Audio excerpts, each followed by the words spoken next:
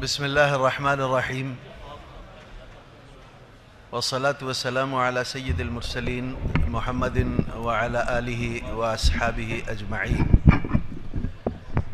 قال الله تبارك وتعالى وما أمروا إلا ليعبدوا الله مخلصين له الدين حنفاء ويقيموا الصلاة ويؤتوا الزكاة وذلك دين القيمة. وقال النبي صلى الله عليه وسلم لغدوة في سبيل الله أو روحا خير من الدنيا وما فيها أو كما قال صلى الله عليه وسلم. أيها الأحباب، نعمة من الله سبحانه وتعالى أن الله سبحانه وتعالى رزقنا أن نخرج في سبيله، وهذه نعمة من الله سبحانه وتعالى لا تساوي لأي شيء من أشياء الدنيا.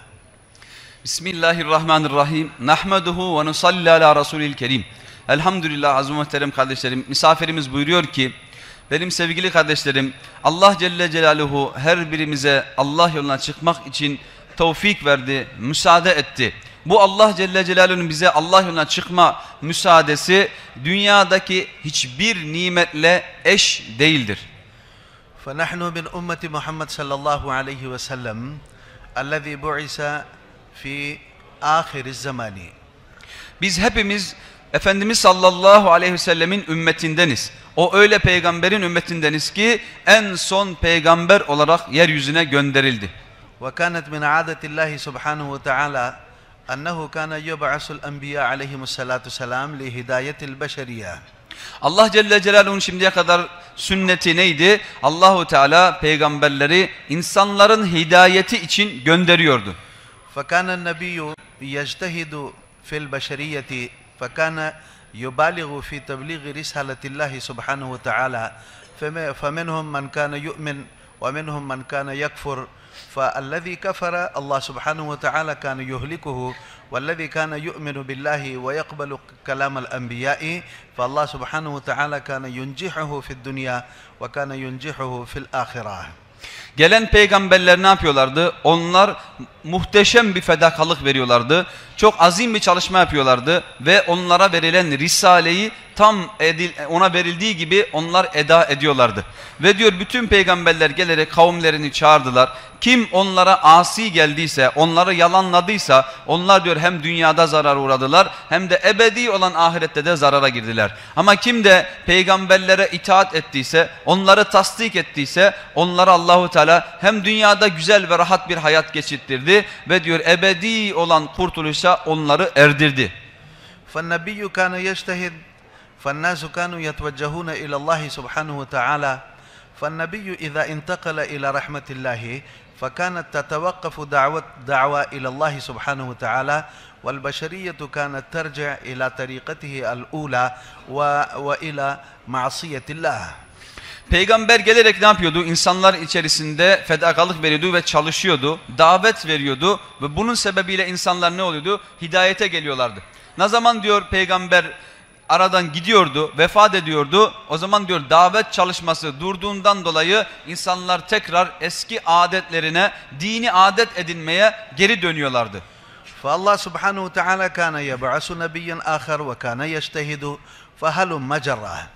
Allah Celle Celaluhu ondan sonra baktı ki bozukluk geldi, başka bir peygamber gönderiyordu ve o peygamber gelerek tekrar yine o ümmeti, o insanları düzeltiyordu. Aynen böyle silsile devam ederek şimdiye kadar geldi. فالبشرية كانت منتشرة على وجه الأرض فكان يبعث الله سبحانه وتعالى في وقت واحد أنبياء. İnsanlar yeryüzünde fazlalaşmaya başladılar, yayılmaya başladılar. Bundan dolayı Allah Celle Celaluhu peygamberleri çoğaltmaya başladı. فَنَبِيٌّ فِي مَكَانٍ فِي وَقْتٍ وَاحِدٍ وَفِي نَفْسِ الْوَقْتِ نَبِيٌّ آخَرٍ فِي مَكَانٍ. Bir tane peygamber bir yerde çalışıyordu, başka bir peygamber başka yerde çalışıyordu, davet veriyordu. وَالْأَنْبِيَاءُ كَذَلِكَ كَانُوا مُحَدَّدِينَ عَلَى مَنَاطِقٍ. Ve peygamberleri de aynen diyor bazı hudutlar içerisinde muayyen kılınmışlardı. Orada çalışmak için. فَمِنْهُمْ مَنْ كَانَ يُبْعَثُ إِلَى قَرْيَةٍ. Onlardan bazıları belirli bir köye gönderiliyordu. ومنهم من كان يبعث إلى دولة. Ve bazıları da bir ülkeye gönderiliyordu. ومنهم من كان يبعث إلى عشيرته. Bazen de diyor sadece kendi aşiresine gönderiliyordu. وهكذا كانت عادة الله سبحانه وتعالى. İşte Allah Celle Celaluhu'nun adeti buydu. فأخيرا بعث نبينا محمد صلى الله عليه وسلم. Ve son olarak Efendimiz sallallahu aleyhi ve sellem gönderildi. فالله سبحانه وتعالى جعل ميدان جهده البشرية كلها. Allah Celle Celaluhu onun çalışma meydanını bütün beşeriyet, bütün insanları yaptı. فهو مبعوث إلى الأسود والأحمر. Ve o diyor bütün insanlara gönderildi. Kırmızı olsun, siyah olsun, her ne olursa olsun. وهو مبعوث إلى العرب والعجم. Ve o bütün Araplara ve Acemlere gönderildi. وإلى يوم القيامة نبي. Ve kıyamete kadar gelecek bütün insanlara peygamber olarak gönderildi. فبدأ جهده صلى الله عليه وسلم في مولده. Efendimiz sallallahu aleyhi ve sellemin peygamberlik zamanı onun doğmasıyla başladı. فنبينا محمد صلى الله عليه وسلم ولد بمكة. Ve Efendimiz sallallahu aleyhi ve sellem Mekke'de doğdu. ونشأ فيها. Ve onda büyüdü. والله سبحانه وتعالى اختاره وجعله نبيا. Ve Allah Celle Celaluhu onu seçti ve peygamber olarak çıkardı. فالبيئة كانت أفسد البيئات. O diyor o zamanki durum, muhit çok bozuk en bozuk bir zamandı. وكانوا يعبدون الأصنام. Onlar ne yapıyorlardı? Putlara tapıyorlardı. وكانوا يشربون الخمر. Ve şarap içiyorlardı. وكانوا يئدون بناتهم. Ve onlar kendi kız çocuklarını gömüyorlardı. وكانوا يتظالمون فيما بينهم. Kendi aralarında zulüm ediyorlardı. وكانوا يتقاتلون فيما بينهم. Kendi aralarında savaş yapıyorlardı. فنبينا محمد صلى الله عليه وسلم بدأ جهده بلا إله إلا الله محمد رسول الله. Efendimiz sallallahu aleyhi ve sellem gelerek diyor ilk çalışmasını neyle başlattı? La ilahe illallah Muhammedur Resulullah. فالله سبحانه وتعالى هدى البشرية بجهد نبينا محمد صلى الله عليه وسلم. Allah Celle Celaluhu bu diyor beşeriyete, ondan sonra gelecek insanlara Peygamber Efendimizin çalışmasını verdi. وقال نبينا محمد صلى الله عليه وسلم أنا آخر الأنبياء. Efendimiz sallallahu aleyhi ve sellem buyurdu ki ben peygamberlerin sonuncusuyum. وجهد الأنبياء موكل إلى من يقول لا إله إلا الله محمد رسول الله. Bundan dolayı Peygamber Efendimizin çalışması her bir insan kim la ilahe illallah diyorsa bununla mükellef olmuştur, vekillenmiştir. فهناك سؤال التوالد البشرية وتناسلها باقية ولماذا انتهى ولماذا ختم الله سبحانه وتعالى سلسلة بعثة الأنبياء. Şimdi bir soru var. Neden diyor insanlar halen daha doğuyorlar, nesiller devam geliyor ama Allahu Teala peygamberlerin silsilesini durdurdu. Niye böyle yaptı? فأجاب بذلك نبينا محمد صلى الله عليه وسلم حيث قال. Buna diyor Efendimiz sallallahu aleyhi ve sellem şöyle cevap verdi. فقال بعثت أنا والساعة كهاتين. Dedi ben ve dedi kıyamet saati dedi yani çok yakın dedi gönderildik. وأشار بإصبعيه. Ve o iki parmağıyla işaret etti. أي أتيت ولا شيء بعدي إلا القيامة والساعة. Yani bununla ne demek istiyordu? Ben gönderildim ve benimle beraber en yakın ne vardır? Kıyamet vardır. Arasında hiçbir şey yoktur. فوقف الله سبحانه وتعالى بعثة الأنبياء ولكن لم يوقف جهد الأنبياء. Allahu Teala peygamberlerin silsilesini durdurdu ama peygamberlerin çalışmasını durdurmadı. كما نبينا كان آخر الأنبياء هذه أمة كانت آخر الأمم. Nasıl ki diyor Efendimiz sallallahu aleyhi ve sellem son peygamberse bu ümmette aynen böyle son ümmet. كما كان نبينا مسؤولا لهداية البشر لجهد هداية للعالم كله فكل من يلفظ لا إله إلا الله هو مسؤول بجهد لهداية البشرية للعالم كلها. Nasıl ki Efendimiz sallallahu aleyhi ve sellem dünyadaki bütün insanlar için gönderildi. Onların hidayeti için çalıştı ve fikir yaptı. Aynen böyle bu ümmeti Muhammed'in her bir ferdi de bütün alemi fikir yapmakla, bütün alemin hidayete gelmesiyle mes'uldür.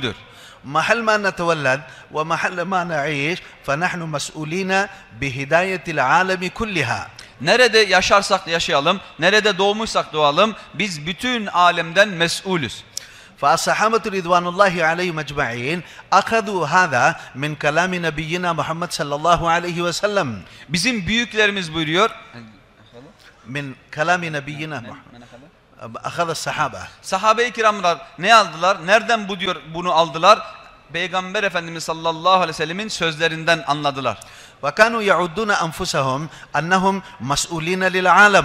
Ve onlar kendilerini diyor bütün alemden mesul oldukları gibi sayıyorlardı. وكل واحد من أصحاب نبينا محمد صلى الله عليه وسلم على مستوى واحد من جهد الدين. Ve bütün sahabe-i kiramlar Efendimiz sallallahu aleyhi ve sellemin yanında yaşayanlar hepsi diyor ne yaptı? Aynı şekilde fedakarlık verdiler din için. فكانوا متفاوتين في العبادة. Onlar diyor ibadette biraz birbirlerinden değişiklerdi. منهم من كان يقوم طول الليل أمام الله. Bunlardan bazıları diyor bütün gece boyunca Allahu Teala'nın huzurunda ayakta duruyordu. Namaz kılıyordu. ومنهم من يقوم في آخر الليل فقط. Ve bazıları ise gecenin diyor sadece son hissesinde kalkıyorlardı. ومنهم من كان يأتي عند الرسول صلى الله عليه وسلم بجميع ماله. Ve bazıları diyor Efendimiz sallallahu aleyhi ve sellemin huzuruna bütün malıyla geliyordu. ومنهم من كان يأتي بنصف ماله. Ve bazıları da yarı malıyla geliyordu. ومنهم من كان يأتي بتميرات أو تمرات. Ve bazıları da diyor sadece birkaç tane diyor hurmayla veyahut da bir hurmayla geliyordu. ولكن بعاطفة التضحية لدين الله كلهم كانوا على مستوى واحد. Ama onların diyor yani Allah'ın dinine yardım etme cezbesinden dolayı hepsi bir derecedeydi. شبابا وشيابا. Genç olsun, yaşlı olsun. رجالا ونساء. Erkek olsun, kadın olsun. باديا وحضريا. Köyde yaşayan olsun, şehirde yaşayan olsun. فكل واحد كان يضحي بما عنده لدين الله. Onların her birisi elinde ne kadar gücü varsa onun hepsiyle fedakarlık veriyordu Allah'ın dini için. فنرى في سيرة الصحابة رضوان الله عليهم أجمعين أنهم ضحوا بمالهم ونفسهم. Sahabe-i kiramların siret kitaplarından anlıyoruz ki onlar bütün ellerindeki olanları ve kendi nefislerini de ne yaptılar? Hepsini Allah'ın dini için feda ettiler. بغالهم ورخيصهم. Pahalı olanı da ucuz olanını da verdiler. فكما ضحوا الصحابة رضوان الله عليهم أجمعين بجميع ما عندهم فهذا يجب على كل واحد من يقول لا إله إلا الله فيفهم مسؤوليته ويكون تضحيته لأجل دين الله. Nasıl ki sahabe-i kiramlar diyor mallarını feda ettiler. Onlar diyor fedakarlık verdiler. Her kim la ilahe illallah söylüyorsa onların da her birisine aynı şekilde malını ve kendini feda etmesi gereklidir. وحرضهم نبينا محمد صلى الله عليه وسلم على ذلك.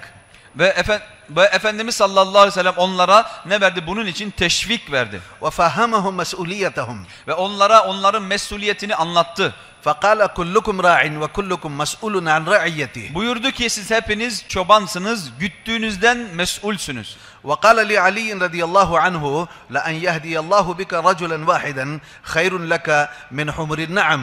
Ve Hz. Ali radıyallahu anh'a buyurdu ki bir insan Allahu Teala senin elinle bir insana hidayet vermesi senin için bir vadi dolusu kırmızı develere sahip olmandan daha efzaldir. وقال فليبلغ الشاهد منكم الغائب. Ve buyurdu ki buradaki olanlar bu meclisteki olanlar buradaki olmayanlara ulaştırsın. وذكر لهم فضائل الخروج في سبيل الله. Ve onlara Allah yoluna çıkmanın faziletlerini tekrar beyan etti. حيث قال لغدوة في سبيل الله أو روحا خير من الدنيا وما فيها. O kadar ki şöyle buyurdu ki bir sabah veyahut da bir akşam Allah yolunda bulunmak dünya ve dünyanın içindeki her şeyden daha hayırlıdır. فالصحابة رضوان الله عليهم أجمعين خرجوا إلى أطراف العالم. Ve sahabe-i kiramlar ne yaptılar? Yeryüzünün her köşesine gittiler. وكانوا يدعون الناس إلى الله. Ve insanları Allahu Teala'ya çağırıyorlardı. والناس كانوا يسألونهم ماذا تريدون منا. İnsanlar soruyorlardı bizden ne istiyorsunuz? فالصحابة كان جواب الصحابة رضوان الله عليهم أجمعين كونوا مثلنا. Onlar tek bir şey söylüyorlardı. Ne diyorlardı? Bizler gibi siz de olun. وكان خروجهم في سبيل الله لا لأجل الملك ولا لأجل المال. Onların Allah yoluna çıkmaları herhangi bir mülk sahibi olmak, mülk elde etmek veyahut da mal elde etmek değildi. ولا طالبين جاها ولا منصبا. Veyahut da herhangi bir diyor kurtuluş veyahut da herhangi bir mensep istemiyorlardı. بل كانوا يقولون ملككم ودولتكم لكم. Tam aksine onlar ne diyorlardı? Sizin mülkünüz, sizin devletiniz, hükümetiniz sizin olsun. أموالكم ومناصبكم لكم. Sizin mallarınız, sizin nesepleriniz sizin olsun. ولكن خذوا منا دين الله. Ama bizden neyi alın? Allah'ın dinini alın. وكانوا الناس كانوا يأخذون منهم دين. Ve insanlar ne yapıyorlardı? Onlardan dinlerini öğreniyorlardı. فبدأ الدين ينتشر في العالم بجهدهم. Böylece ne oldu? Onların yapmış olduğu çalışmadan dolayı yeryüzünde din yayıldı. والأمة كلها بأجمعها كانت قائمة على الدعوة إلى الله. Ve o zaman ümmetin hepsi davet ilallah'a, insanları Allah'a çağırmakla hepsi meşguldü. وكانوا يضحون ما عندهم لأجل دين الله. Ve onlar ellerinden geldiği kadar onların yanındaki olan her şeyi Allah'ın dini için feda ediyorlardı. فأول شيء الذي خرج من الأمة هي الدعوة إلى الله. Bu ümmetten ilk olan, yani o insanlar, o öyle ümmetten ilk çıkan neydi? İnsanları Allahu Teala'ya çağırmaktı. Davet ameliydi. Çıktı onların hayatından. مع أن كان في الأمة أفرادا الذين كانوا يقومون بالدعوة إلى الله. Halen ki öyle insanlar vardı ki ümmetin içerisinde fert olarak insanları Allah'a çağıran insanlar vardı, bulunuyordu. فرجل في الشرق قائم بالدعوة إلى الله. Diyor, bir insan doğu tarafında ne yapıyordu? Davetle kalktı. ورجل في الغرب قائم بدعوة إلى الله. Ve aynı zamanda batıda da diyor bir davetçi, yani birkaç tane davetçi orada da davet veriyorlardı. ولكن الذي قائم بالدعوة في الشرق ما كان عنده خبر عن الذي قام بالدعوة في الغرب. Ama diyor o doğudaki diyor Allahu Teala davet eden kişi batıdaki Allah'a davet eden kişiden haberi yoktu. عامة المسلمون هم تركوا الدعوة. Umumi olarak diyor Müslümanlar davet amelini bıraktılar. وأعداء الله اجتهدوا وفهموا لا لكم دينكم ولي دين. Ve Müslüman olmayanlar diyor, onlar ne yaptılar? Onlar daha çok çalıştılar ve fedakarlık verdiler ve onlar ne dediler? Sizin dininiz size, bizim dinimiz bize diye böyle anlayarak çalıştılar. وفهموا لنا من انت رايح في قبره وله جاي في قبرك لا تزعج الناس وخليك تصلي. Ve insanlara ne anlatıyorlardı? Sen kabrine gidersen sen kabrine git, sen oraya gidersen oraya git. Ne diyordu? İnsanları sen ibadetini yapıyorsan ibadetini yap, insanlara zarar vermeyin diyorlar. İnsanlara karışmayın diye bize bunu öğrettiler. فما بقيت في الأمة الدعوة اجتماعيا. Ve ancak diyor insanlar, bundan dolayı insanların içerisinde ne oldu? İçtimai olarak davet bırakıldı. مع أن الدعوة إلى الله كان عملا جماعيا. Halen ki diyor insanları Allah'a çağırmak toplu bir şekilde yapmamız gerekiyordu. لأن الأمة في صدرها كانت قائمة بالدعوة إلى الله عملا اجتماعيا. Çünkü neden? Bu ümmetin diyor başlangıcında bu davet çalışması ictimai olarak bütün sahabelerin yapmış olduğu bir ameldi. ولكن بمن الله وفضله وكرمه الله سبحانه وتعالى في زمننا هذا ألقى على قلب أحد أوليائه عمل الدعوة وهو قام بهذا العمل. Elhamdülillah Allahu Teala kendi fazlı ve keremiyle ve lütfuyla ne yaptı? Davet çalışmasını bir diyor Allah dostlarından, kendi dostlarından bir tanesine ne yaptı? Onu diyor davet ameliyle ayağa kaldırdı. Allah subhanahu ve teala ceale fi kalbihi ve vedda'a fi kalbihi ham lil ummeti ve huzn lil ummah. Ve o ne yaptı? Onun kalbine diyor fikir verdi ve rahatsızlık verdi onun kalbine ümmeti Muhammed'in halinden dolayı. فهو كان يبكي أمام الله بكاء السليم. Bu ne yaptı diyor? O tam istenildiği gibi bir ağlamayla Allahu Teala'nın huzuruna çıktı. فكان يتململ كتململ السليم. Diyor o nasıldı diyor? Yani tam dop dolu diyor. Nasıl bir istenildiyse onun gibi diyor dop dolu olarak ağladı. وكان يدعو الله سبحانه وتعالى لهداية البشرية. Ve o bütün insanların hidayeti için, beşeriyetin hidayeti için dua ediyordu. فبدأ الدعوة إلى الله. Ve insanları Allahu Teala'ya davet etmeye başladı. فالله سبحانه وتعالى ببكاء فرد واحد ورجل واحد الله سبحانه وتعالى جعل الأمة كلها تبكي. Allahu Teala diyor bir ferdin, bir kişinin ümmeti Muhammed için ağlamasından dolayı, onun çalışmaya başlamasından dolayı bütün ümmeti Muhammed'i, bütün ümmet için ağlayanlardan yapmaya başladı. فبدأ الجماعات تخرج في سبيل الله. Böylece ne oldu? Cemaatler Allah yoluna çıkmaya başladı. وبدأت الجماعات تتجول في الحارات وفي الشوارع. Ve elhamdülillah bunun sebebiyle cemaatler diyor sokaklarda ve köylerde dolaşmaya başladı. مع أن ميدان الدعوة البشرية كلها ولكن بدأ هذا العمل بالمسلمين. Diyor normalinde davet nedir? Davet Müslüman olmayanları gidip onları Allah'ın dinine çağırmaktır. Ama öyle diyor tam tersine bir tertip oldu ki davet Müslümanların arasında başladı. فكانت الدعوة إلى الأحكام. Ve bunlar diyor ne yapıyorlardı? Şimdi davet neye başladı? Allah'ın hükümlerine çağrılmaya başladı. فبدأ المسلمون يرجعون إلى دين الله. Ve elhamdülillah Müslümanlar ne oldu? Allah'ın dinine geri yavaş yavaş dönmeye başladılar. وبدأ المسلمون يقومون بالدعوة إلى الله. Ve Müslümanlar Allahu Teala davet etmeye başladılar. فبدأت تخرج الجماعات إلى أنحاء العالم. Ve bütün cemaatler diyor dünyanın etrafına dolaşmaya başladılar. وكانت الجماعة تخرج بشكل جماعة. Ve cemaatler diyor yani insanlar cemaat şeklinde çıkmaya başladılar. فتكون الجماعة ب5 6 7 10 نفر. Ve cemaatler nasıl başladı? 5, 6, 7, 10 kişiyle başladı. فكان الشيخ يؤمر عليهم واحد. Ve onlara ne? واحد منهم أمير. Onlarından ne yapıyordu? Bir kişi emir yapıyordu. فكما تخرج جماعاتنا كذلك كانت تخرج الجماعات في زمن النبي صلى الله عليه وسلم. Nasıl ki bizim zamanımızda diyor böyle cemaatler çıkıyorlar bu tertip üzere. Peygamber Efendimiz sallallahu aleyhi ve sellem zamanında da böyle bu şekilde cemaatler çıkıyordu. فلأجل هذا الخارجين في سبيل الله فخاصة نحن نحمد الله سبحانه وتعالى أن وفقنا بأن نقوم بسنة نبينا محمد صلى الله عليه وسلم وبسنة أصحابه صلى الله عليه وسلم. Elhamdülillah Allahu Teala şükredelim ki diyor hamd edelim ki Allahu Teala bizi Peygamber Efendimizin çalışmasını yapmaya ve sahabe-i kiramların çalışmasını yapmaya muvafık kıldı.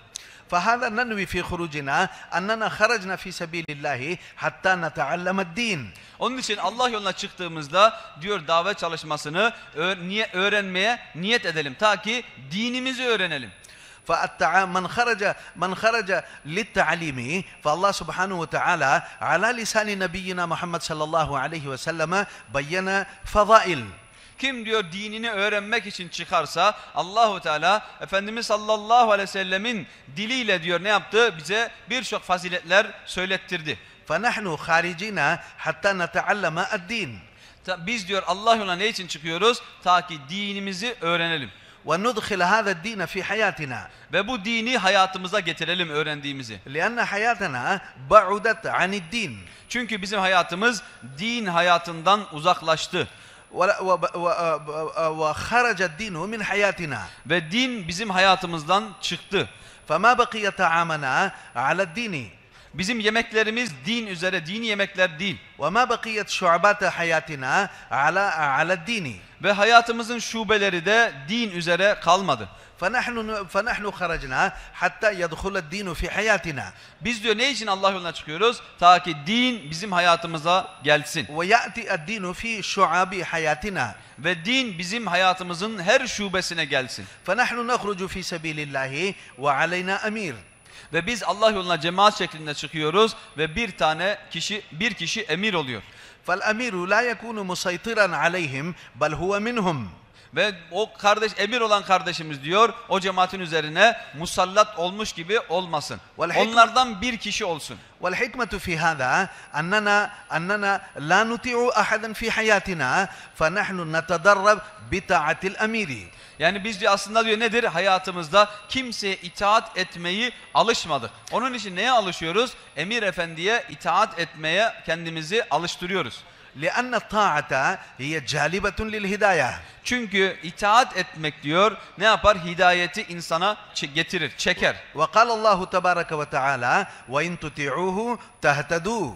Allah Celle Celaluhu Kur'an-ı Kerim'de buyuruyor ki eğer siz peygambere itaat ederseniz o zaman hidayete erersiniz. فنحن نطيع أميرنا. Ve bunun için biz ne yapalım? Emirimize itaat edelim. سواء كان الأمير من قريتنا أو من جيراننا. İsterse diyor bu emirimiz bizim kendi köyümüzden olsun veyahut da komşularımızdan bir komşu olsun. والفائدة فيها إذا تدربنا على طاعة الأمير فنصل إلى طاعة رسول الله. Bunun faydası nedir? Eğer biz emire itaat edersek o zaman bize Efendimiz sallallahu aleyhi ve selleme itaat etmek kolay olacak. Buna alışmış olacağız. وبطاعة الأمير وبطاعة الأمير نصل إلى طاعة الله وبطاعة الرسول إلى طاعة الله. Ve eğer biz diyor emire itaat edersek o zaman Allah'ın Resulüne itaat etmeye alışırız. Allah'ın Resulüne itaat edersek Allahu Teala'ya itaat etmeye alışmış oluruz. فنحن مأمورين بطاعة الأمير إلى أن يأمرنا إلى ما يأمرنا بطاعة الله. Diyor emir efendi bize nereye kadar Allahu Teala'nın hükümlerini yerine getirmeye diyor emir verirse biz onların hepsine uyalım. ولا طاعة للأمير في معصية الله. Ama herhangi bir yerde Allahu Teala'ya isyan ediliyorsa, karşı geliniyorsa orada kimseye itaat etmeyelim. فلا طاعة لمخلوق في معصية الخالق. Çünkü Allahu Teala'ya asi gelen bir işte mahlukata itaat edilmez. ونصحح نيتنا أن خروجنا لا للتفرج وللتمشي إنما خروجنا لأجل الله لتحصيل ولتعليم الدين. Ve şunu da zihnimize koyalım ki biz diyor sefere çıktığımızda gezmek veyahut da dolaşmak için çıkmıyoruz. Yani biz böyle bir seyahat yapmıyoruz. Dini öğrenmek için çıkıyoruz. فنتحمل في هذا الخروج. Onun için bu seferde başımıza ne gelirse onların hepsine tahammül edelim, sabredelim. وإذا جاءت علينا مشكلة نتوجه إلى الله. Herhangi bir sıkıntı bize gelirse o zaman Allahu Teala'nın tarafına teveccüh edelim. فهذا الخروج في سبيل الله تدريب على حياة الإسلام. Aslında diyor bu seferler nedir? İslami bir hayatı hayatımıza getirmek için bir antrenmandır. وليس هناك مكان يتعلم الإنسان ويتدرب على الحياة الإسلامية غير الخروج في سبيل الله. Yeryüzünde hiçbir yer öyle yok ki şimdi biz oraya gidelim, o yerde sadece gidelim ve o mekanda bulunalım ve dinimizi tam istediğimiz gibi öğrenelim. Onun için en güzel yol nedir? Allah yoluna çıkmaktır. وننوي أننا خرجنا طالبين الهداية. Ve bu niyet edelim ki biz Allah yoluna Allahu Teala'dan hidayeti istemek için çıkıyoruz. وهذه أهم حاجاتنا. Ve bizim en büyük ihtiyaçlarımızdan bir tanesi budur. والله سبحانه وتعالى في هذا الزمن نرى أن الله ربط الهداية بالخروج في سبيل الله. Ve Allahu Teala yani bu zamanda görüyoruz ki Allahu Teala insanların hidayetini Allah yoluna çıkmakla ne diyor bir araya getirdi. ممكن واحد يتحصل الهداية بعلمه. Olabilir ki bir insan hidayeti ilmiyle elde edebilir. وممكن واحد يتحصل على الهداية بصحبة أهل الله. Ve şu da olabilir ki bir insan hidayeti bir Allah dostunun diyor sohbetine iştirak ederek elde edebilir. ولكن أكثر ما نرى أن الرجل إذا خرج في سبيل الله الله سبحانه وتعالى يسهل له طريق الهداية. Ama umumen şunu görüyoruz ki diyor bir insan Allah yoluna çıkarsa onun için hidayete ermesi çok daha kolay oluyor. رأينا رجلا أنه ما كان يدخل في المسجد إلا يوم الجمعة أو يوم العيد فالناس شكلوه وأخذوه معه لمدة 3 أيام فهو بقي مصليا 5 صلوات ومزكيا لله. Diyor öyle insanlar gördük ki onlar cuma namazından cumaya camiye giriyordu veyahut da bayramdan bayrama namaz kılıyordu ama elhamdülillah diyor cemaatler onu ziyaret ettiler, onu diyor teşvik verdiler ve onun Allah yoluna çıkmasını sağladılar. Şimdi elhamdülillah o kardeşlerimiz diyor hem 5 vakit namaz kılıyorlar hem de diyor Allah Celle Celaluhu zikredenlerden oldular. فهذا دليل أن الله سبحانه وتعالى في هذا الزمن ربط الهداية بالخروج في سبيل الله. İşte bu neyin alametidir? Bu şuna alamettir ki Allah Celle Celaluhu insanların hidayetini bu zamanda Allah yoluna çıkmaya çok kolay eyledi.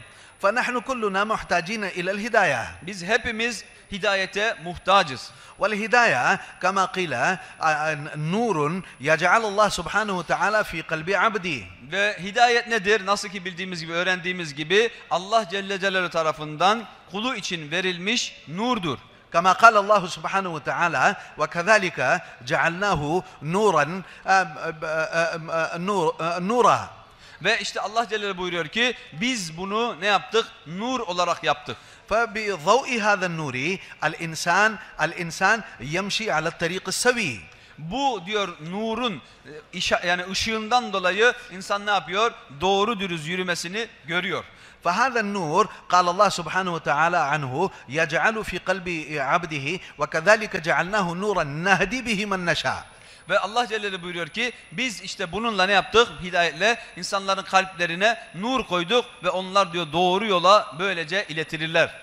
والله سبحانه وتعالى إذا أراد خيرا برجل أول ما يجعل في قلبه الهداية. Allahu Teala diyor bir insanın hayrını isterse ona ilk başta ne yapar? Hidayeti verir. والأشياء الأخرى تتبعها.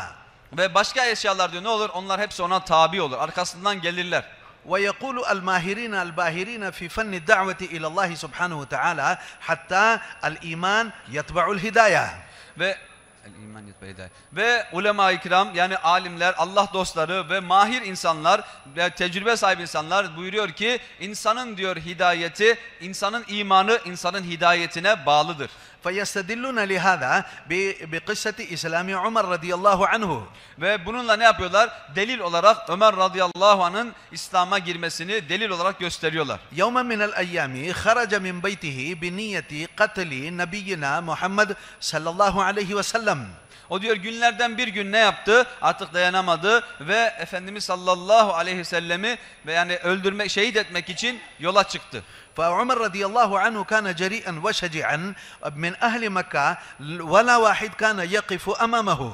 Ömer radıyallahu anh çok hızlıydı ve çok diyor şiddetli ve kahraman birisiydi. Diyor kimse onun önünde duramazdı. فخرج من بيته وهو معلق بسيفه. Ve o diyor ne yaptı? Kılıncını takarak, giyinerek diyor evinden dışarı çıktı.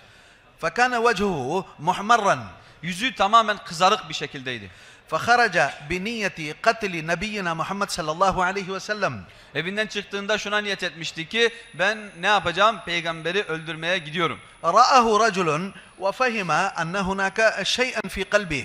Bir adam bir tane sahabi gördü onu ve anladı ki onun yürümesinde bir şer var. فسأله إلى أين يا عمر. Dedi ey Ömer nereye gidiyorsun? فقال أريد قتل محمد صلى الله عليه وسلم. O dedi ki ben Muhammed sallallahu aleyhi ve sellemi öldürmeye gidiyorum. فهذا الذي لقيه في الطريق كان مسلما. Diyor o yolda görüşmüş olduğu o bir Müslümandı. ولكن هو ما قدر أن يمنع عمر رضي الله عنه عن قتل نبينا محمد صلى الله عليه وسلم. Ama o Müslümandır, o sahabi onu durdurmaya gücü yoktu. فهو قال أختك وزوجها. Dedi sen önce dedi kendi bacına ve eniştenin yanına bir uğra. فهو أعطى له تحويلا إلى بيت أختي. Onu ne yaptı o yönünü çevirdi onun. فهو كان ماشي إلى النبي صلى الله عليه وسلم والرسول في دار أرقم تحول إلى بيت أختي. O diyor ne yapıyordu? Tam diyor Peygamber Efendimiz'e giderken Efendimiz sallallahu aleyhi ve sellem Darul Erkam, Erkam'ın evindeydi. Ona doğru giderken ne yaptı? O diyor bacısının evine doğru gitmeye başladı. فدق الباب وسئل من. Ve diyor o ne yaptı? Bacısının kapısını çaldı ve oradan ses geldi. Kim o? ولما وصل عمر رضي الله عنه ودق الباب في داخل البيت كانت حلقة التعليم. Diyor Ömer radıyallahu anh ne zaman geldi? Orada evde ne yapıyorlardı? Onlar talim halkası yapmışlardı. فصاحب البيت وزوجته وأحد من أصحاب النبي صلى الله عليه وسلم كانوا قائمين بحلقة التعليم. Ömer radıyallahu anh ve onun kocası ve başka bir sahabi, onlar diyor ne yapıyorlardı? Dini yani talim halkasında öğrenip öğretme yapıyorlardı. ولما دق الباب فتح زوج أخته باب. Ne zaman diyor kapıyı çaldı? O diyor eniştesi kapıyı açtı. فمجرد ما فتح الباب كب عليه بالضرب واللطم. Ve kapıyı açar açmaz diyor eniştesine ne yaptı? Yumruklarla girişti. ولما رأت أخته أن أخوه يضرب زوجها فهي تداخلت. Diyor ne zaman gördü ki, bacısı ne zaman gördü ki abisi diyor o eniştesini, kocasını dövmeye yumruklamaya başladı. Hemen arasına girdi. فعمر رضي الله عنه لطم على خد أختها اندمت. Ve diyor ki o ne yaptı? Hazreti Fatıma radıyallahu anh, Ömer radıyallahu anh diyor bacısına o tokat attı. O tokat atmasıyla beraber yere düştü. ولما رأى الدم على خد أخته فخجل وندم عمر. Ve ne zaman diyor Ömer radıyallahu anh bacısından kan aktığını gördü ve diyor pişman oldu. فمسك يده وبدأ يتفكر. Ve elini geri çekti ve düşünmeye başladı. الناس يضربونهم ويشتمونهم ويفعلون بهم ما يفعلون ولماذا لا يتركون هذا؟ O dedi ben dedi bunları dövüyorum, ben bunlara sövüyorum, kötülükler yapıyorum ama bunlar korkutuyorum. Bunlar hala daha bu dini bırakmıyorlar. فأثناء هذه المصارعة المصحف بقي في الوسط. O diyor bu esna içerisinde ne vardı? O gelen ayetler diyor masanın üzerindeydi. Orada bir yerdeydi. وصحابي الرسول اختفى في داخل البيت. Ve diyor o sahabi içeri girmişti. فهو عمر رضي الله عنه في فكره فتقدم وأراد أن يأخذ هذا المصحف. Yani o sahabi içeride gizlenmişti diyor, saklanmıştı. Ömer radıyallahu anh ne zaman o birkaç tane parça ayetten gördü, onu almak istedi. ولكن بادرت أخته وقالت لا يمسه إلا المطهرون. Ve bacısı diyor hemen ne yaptı? Hemen oranın arasına girerek dedi ki ona kimse tertemiz olmayan kimse buna el süremez buyurdu. فقالت له إذا أردت أن تأخذ هذا وتقرأ فأنت نجس اذهب تتروش تغتسل وتغير ملابسك وتأتي وتأخذ هذا وتقرأ. Diyor Ömer radıyallahu anh onları alıp okumak istedi ama o dedi ki bacısı dedi ki sen pissin, necissin. Sen dedi eğer bunları okumak istiyorsan o zaman git önce bir yıkan ondan sonra geri gel o zaman okuyabilirsin dedi. فذهب وجاء وهو طاهر. Diyor o gitti, yıkandı ve geldi, tertemiz olarak geldi. فأخته أعطته المصحف. Ve ne yaptı? O diyor elindeki mushafı ona verdi, sayfaları. وفتح عمر رضي الله عنه فإذا به سورة طه فبدأ يقرأ طه ما أنزلنا عليك القرآن لتشقى فيقول الراوي فكان يقرأ ويبكي يقرأ ويبكي. Diyor Ömer radıyallahu anh ne zaman aldı o mushaf eline Taha suresini okudu diyor. Taha suresinde ne diyordu Allahu Teala? Taha biz sana Kur'an-ı Kerim'i sana ağırlık olsun diye göndermedik diyordu. Onu anlatan Rabi diyor ki Ömer radıyallahu anh bunları okurken ağlamaya başladı. فهناك سؤال ما الذي كان يبكيه؟ Diyor şimdi bir soru var. Nedir onu ağlatan? Neydi? فهذه الهداية التي أتت فهي بسبب الهداية بدأ يبكي. Ne oldu diyor? Ne zaman o aldı eline onları okumaya başladı. Hidayet diyor ne zaman içine girdi. O diyor hidayet girince onu ağlatmaya başlattı. فالهداية تكنس غرفة القلب حتى يتشرف الإيمان فيه. Hidayet ne yapıyor? Hidayet diyor girdiği yeri ne yapıyor? Tertemiz yapıyor, süpürüyor. O kadar ki diyor ne oluyor? Nur için hazır oluyor aslında. فخرج من عنده إلى الرسول صلى الله عليه وسلم.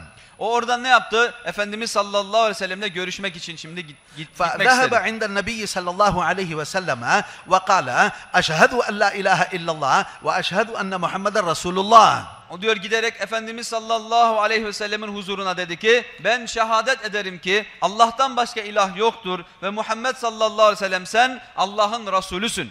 فنحن كلنا مسلمين ومؤمنين ولكن إيماننا ضعيف جدا. Elhamdülillah her birimiz burada Müslümanız diyor ama şu da kesin var ki kalbimizdeki olan iman çok zayıf. فهذا إيماننا لا يقومنا على طاعة الله. Bu diyor bizdeki olan iman bizi Allahu Teala gerektiği gibi itaat etmeye yetmiyor. وهذا إيماننا لا يمسك لساننا من الكذب. Bu iman bizdeki olan dilimizi yalan konuşmaktan alıkoymuyor. وهذا إيماننا لا يقومنا على الصلاة والزكاة. Ve bu iman bizdeki olan bizi diyor 5 vakit namazı kılmaya ve zekatı hakkıyla eda etmeye ne yapıyor? El vermiyor. ولا خلاف فيه أننا مؤمنين. Ama hiçbir şüphe yok ki biz hepimiz neyiz? Yani bunda bir ihtilaf yok ki biz mümin değiliz. ولكن إيماننا ضعيف جدا. Ama imanımız çok zayıf. وإذا نحن نخرج في سبيل الله يزداد في إيماننا. Eğer ama biz Allah yoluna çıkarsak o zaman ne olacak? Bizim imanımız artacak.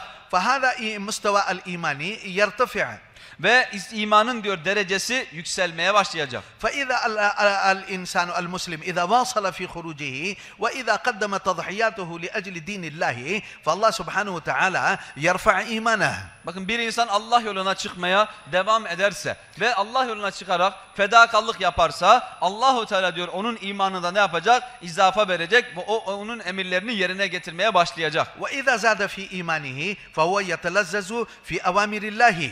Ne zaman insanın imanı diyor artacak, o zaman o insan Allahu Teala itaat etmekten lezzet almaya başlayacak. والمغيبات تكون كالمشاهدة. Ve ona gayb olan, görünmeyen şeyler sanki onun önünde görünüyor gibi olacak. فنحن نخرج في سبيل الله سبحانه وتعالى ليزداد إيماننا. Bunun için biz Allah yoluna çıkıyoruz ta ki bizim imanımız güçlensin. ونحن نخرج في سبيل الله طالبين الهداية. Ve biz Allah yoluna hidayeti istemek için çıkıyoruz. فنحن ما خرجنا للتنزه وللتفرج وللتمشي إنما خرجنا طالبين للإيمان وللهداية. Bunun için biz gezmek, tozmak ve seyahat etmek için çıkmıyoruz. Biz diyor ne hidayeti elde etmek için Allah yoluna çıkıyoruz. حتى يكون يقيننا صحيحا على الله. Ta ki bizim yakinlerimiz, inançlarımız, kesin olan inancımız Allahu Teala'nın tarafına olsun. حتى يأتي فينا طاعة الله. Ta ki biz Allahu Teala itaat edelim. وحتى تأتي فينا طاعة الرسول صلى الله عليه وسلم. Ta ki biz her birimiz Efendimiz sallallahu aleyhi ve selleme itaat edelim. والرسول إلى طاعة الرسول وإلى طاعة الله بطاعة الأمير. Ve peygamberlere diyor itaat etmenin yolu nereden başlar? Emirlere itaat etmekle başlar. فنحن نخرج ونقضي أوقاتنا مع طاعة الأمير. Biz diyor Allah yoluna çıktığımızda emir bizimle beraber yanımızda oluyor. Biz ne yapalım? Her zaman ona itaat edelim. فنحن أحبابنا في الله خاصة الخارجين في سبيل الله نصحح نياتنا. Bunun için özel olarak diyor sefere çıkan kardeşlerimiz niyetlerini düzeltsin. لأن قال النبي صلى الله عليه وسلم أحيانا نية المرء خير من عمله. Çünkü Efendimiz sallallahu aleyhi ve sellem buyurdu ki müminin niyeti amelinden daha üstündür, daha hayırlıdır. فنحن نذهب عند الناس. Biz diyor ne yapıyoruz? İnsanlara gidiyoruz. وندعوهم إلى الله سبحانه وتعالى. Onları Allahu Teala'ya çağırıyoruz. وندعوهم إلى طريق الهداية. Ve onları hidayet üzere gelmek için çağırıyoruz. حتى الله سبحانه وتعالى يهدينا. Ta ki Allahu Teala bizlere hidayet eylesin. فهذا طريق الحصول للهداية. İşte bu diyor hidayeti elde etmenin yollarındandır. فنأخذ الجهة من قبل قدمائنا ومشائخنا. Ve bu yolu diyor yürümek yani bu yürümenin yöntemini nasıl alacağız? Eski kardeşlerimizden öğreneceğiz ve meşayihlerden, alimlerden öğreneceğiz. ونذهب إلى جهتنا. Ve bunun için ne yapalım? Diyor istenilen yola gidelim. إذا دخلنا في القرية قبل ما ندخل نجلس وندعو الله سبحانه وتعالى أن الله سبحانه وتعالى يهدينا ويهدي أهل القرية هذه كلها. Gideceğimiz beldeye, bize söylenilen beldeye ulaştığımız zaman, o beldeye girdiğimiz zaman veyahut da şehire ne yapalım? Orada bir duralım. İçtimai olarak diyor bir dua edelim. Şuraya dua edelim ki ya Rabbi önce bizlere hidayet eyle. Ondan sonra bu şehirdeki bütün insanlara, bu beldedeki bütün insanlara da hidayet eyle diye dua edelim. وإذا دخلنا بيتا من بيوت الله فنحن نصلي أولا ركعتين. Ne zaman diyor Allahu Teala'nın evlerinden bir eve girdiğimiz zaman orada diyor ne yapalım? 2 rekat namaz kılalım. وهذه بنية تحية المسجد. Bu nedir? Bu tahiyyetül mescid, mescide selam verme namazıdır. والنوافل ممكن نجمع فيها نيات شتى. Ve böyle diyor nafile ibadetlere ne yapabiliriz? Birçok niyetleri bir arada yaparak 2 rekat kılabiliriz. ممكن بنية الشكر لله سبحانه وتعالى أنه وفقنا للخروج في سبيله. Bunun yanı sıra şunu da niyet edebiliriz ki yani tahiyyatül mescidle beraber şükür namazı kılıyorum ki Allahu Teala beni bu beldeye getirdi diye. ممكن ننوي الهداية من عند الله. Ve Allahu Teala'dan hidayeti istemek için de bu niyet edebiliriz. بعدما نصلي ركعتين فنحن نجلس للمشورة. Diyor namaz kıldıktan sonra bütün kardeşlerimiz meşvere için, istişare yapmak için otursunlar. وما هي المشورة؟ إنما هذه طلب الخير من الله. Meşvere nedir? Meşvere Allahu Teala'dan hayrı istemenin yoludur. فالنبي صلى الله عليه وسلم مع أنه ما كان يحتاج إلى مشورة أصحابه ولكن تعليما لأمته صلى الله عليه وسلم كان يتشاور. Efendimiz sallallahu aleyhi ve sellem diyor yani sahabe-i kiramların reylerine muhtaç değildi. O kendisi Allahu Teala'dan vahiy de alıyordu. Böyle de karar verebilirdi. Ama o ne yaptı? O diyor yine de ashabıyla beraber meşvere yaptı. فنحن نمتثل بطريقة نبينا محمد صلى الله عليه وسلم ونتشاور عن الأعمال. Bunun için ne yapalım? Biz Efendimiz sallallahu aleyhi ve sellemin yolunu, onun emrine uyalım ve amellerimizi meşvereyle karar verdirelim. فواحد يبين كيفية المشورة. Bir kardeşimiz yani meşvereyi neden yapıyoruz diye, nasıl yapıyoruz diye bunu beyan etsin, zikretsin. ونحن جلسنا في المشورة متفكرين كيف تنتشر الهداية في العالم كلها. Ve oraya vararak diyor istişarede neyi meşvere yapalım? Şunu meşvere yapalım ki nasıl olsun ki din dünyanın her tarafına yayılsın ve yaşansın.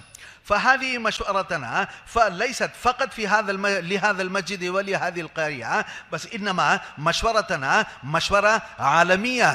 Biz diyor oraya gittiğimiz zaman sadece o mescit ve etrafındaki çalışmak için, oradaki insanlar için fikir yapmayalım. Tam aksine diyor bütün alemi fikir yapalım. Çünkü biz bütün alemden mesulüz. فسمعنا عن أحد المشايخ أنه صلى يوم صلاة الجمعة في مسجد. Biz diyor bir büyüklerden duyduk ki o diyor bir gün cuma namazını bir mescitte kıldı. وإمام المسجد وخطيب المسجد كان يخطب. Ve o mescidin diyor hatibi, imam efendi o hutbe veriyordu. وهذا الشيء تعجب من خطبته. Ve o insan diyor onun hutbesinden çok tesir aldı. وكان فصيحا في خطبته. Ve o kişi diyor hutbeyi veren kişi çok yüksek bir derecede fasih olarak yani çok güzel bir lisanla hutbe veriyordu. وبعد الصلاة هو ذهب عند الخطيب وقال ما شاء الله كلامك أنت فصيح وبليغ. O diyor hutbeden sonra ne yaptı? Onun yanına gitti ve dedi ki yani imam efendiye maşallah senin sözünde çok edebiyat vardı, çok fasih ve belig olarak konuşuyordun dedi. وأنت صريح في كلامك. Ve sen sözlerini çok açıkça söylüyorsun dedi. فسأله ماذا نويت فيها لهذه الخطبة. Dedi peki sen bu hutbeyi yapmadan önce neye niyet ettin? فقال أنا نويت هؤلاء الجالسين. Dedi ben dedi oturanları niyet ettim. Benim önümdeki oturanları niyet ettim. فقال ذاك الشيخ لا حول ولا قوة إلا بالله. Diyor o şeyh o zaman ne dedi? La havle ve la kuvvete illa billah. يا ليت لو نويت العالم لوصل الله سبحانه وتعالى بفكرك كلامك إلى العالم كله. Keşke dedi sen dedi bütün alemi dedi fikir yapsaydın ta ki Allahu Teala dedi senin dedi o niyetinden dolayı bütün aleme tesir ettirseydi. فنحن لما جالسين في المشورة تكون نيتنا نية عالمية. Onun için biz diyor meşverede oturduğumuz zaman bütün alemi fikir edelim. Alemi bir meşvere olsun. بالمشورة نعين نفرين للخدمة. Ve diyor meşvereyle istişareden hemen ilk başta ne yapalım? 2 kişiyi diyor hizmete ayıralım. فلماذا أول خدمة؟ حتى يأتي في قلبنا الإشراف وحتى لا يفهم الناس أننا فقراء مسافرين شحاذين فلإخراج السؤال من اللسان ولإخراج الإشراف من القلوب أول نعين نفرين للخدمة. Biz diyor Allah yoluna çıktığımızda hiçbir insandan bir şey istemediğimizden dolayı 2 kardeşi ne yapıyoruz? Hizmete ayırıyoruz. Ta ki insanlara karşı diyor bizim kalbimizden istek gelmesin. İşraf denilen yani kalple soru sormak bu gelmesin. Ta ki insanlar bizi fakir olarak bilmesinler. Biz diyor hemen hizmete ayrıldığımız zaman onlar görecekler ki ha bunlar kendi yemeklerini zaten pişiriyorlar. Bize ihtiyaçları yok demek istiyorlar. وطبعا نحن خرجنا بأموالنا وأنفسنا. Tabii ki biz diyor kendi malımızda, kendi canımızla Allah yoluna çıkıyoruz. وكذلك بعد هذا نتشاور عن الأعمال. Ve bundan sonra ne yapıyor? Ondan sonra ne yapıyoruz? Amelleri istişare yapıyoruz. نتشاور عن حلقة التعليم. Ve talim halkası için fikir yapıyoruz. فمتى تكون حلقة تعليم نعين نفرين أو نفر حتى يقوم بتلك الحلقة. Önce diyor bir vakit mutayin edelim. Hangi vakitte talim yapacağımız. Ondan sonra bir iki kişi diyor ne yapalım? O talim için karar verelim ki falan talimi yapacak diye. وحلقة التعليم على الترتيب الذي يقول لنا المشايخ إذا قمنا بها فهذه حلقة التعليم جالبة للهداية. Ne diyor? Eğer biz talimi bize büyüklerin söylediği gibi yaparsak o zaman bu talim ne olacak? Bize diyor hidayeti çekecek. كما جلبت الهداية لعمر رضي الله عنه. Nasıl ki diyor Ömer radıyallahu anh'a hidayet diyor onu tesir ettiği gibi onu çektiği gibi diyor bizi de aynen böyle çekecek. لأجل هذا يقول المشايخ حلقة التعليم من أعمال الدعوة. Onun için büyükler buyuruyor ki talim nedir? Davet amellerinden bir ameldir. وجميع الأعمال التي تقام بها أثناء خروجنا الأعمال كلها أعمال الدعوة. Ve Allah yoluna çıktığımızda herhangi bir amel yaparsak yapalım, ne amel olursa olsun hepsi davet ameline ortaktır. فحلقات التعليم تتضمن على أشياء.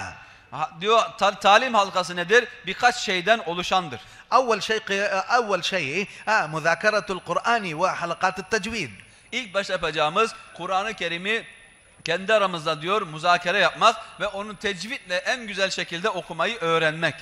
فأقل القليل هذه السور العشرة الأخيرة نتعلم ونصحح حتى لأننا نحن نقرأ هذا في القرآن.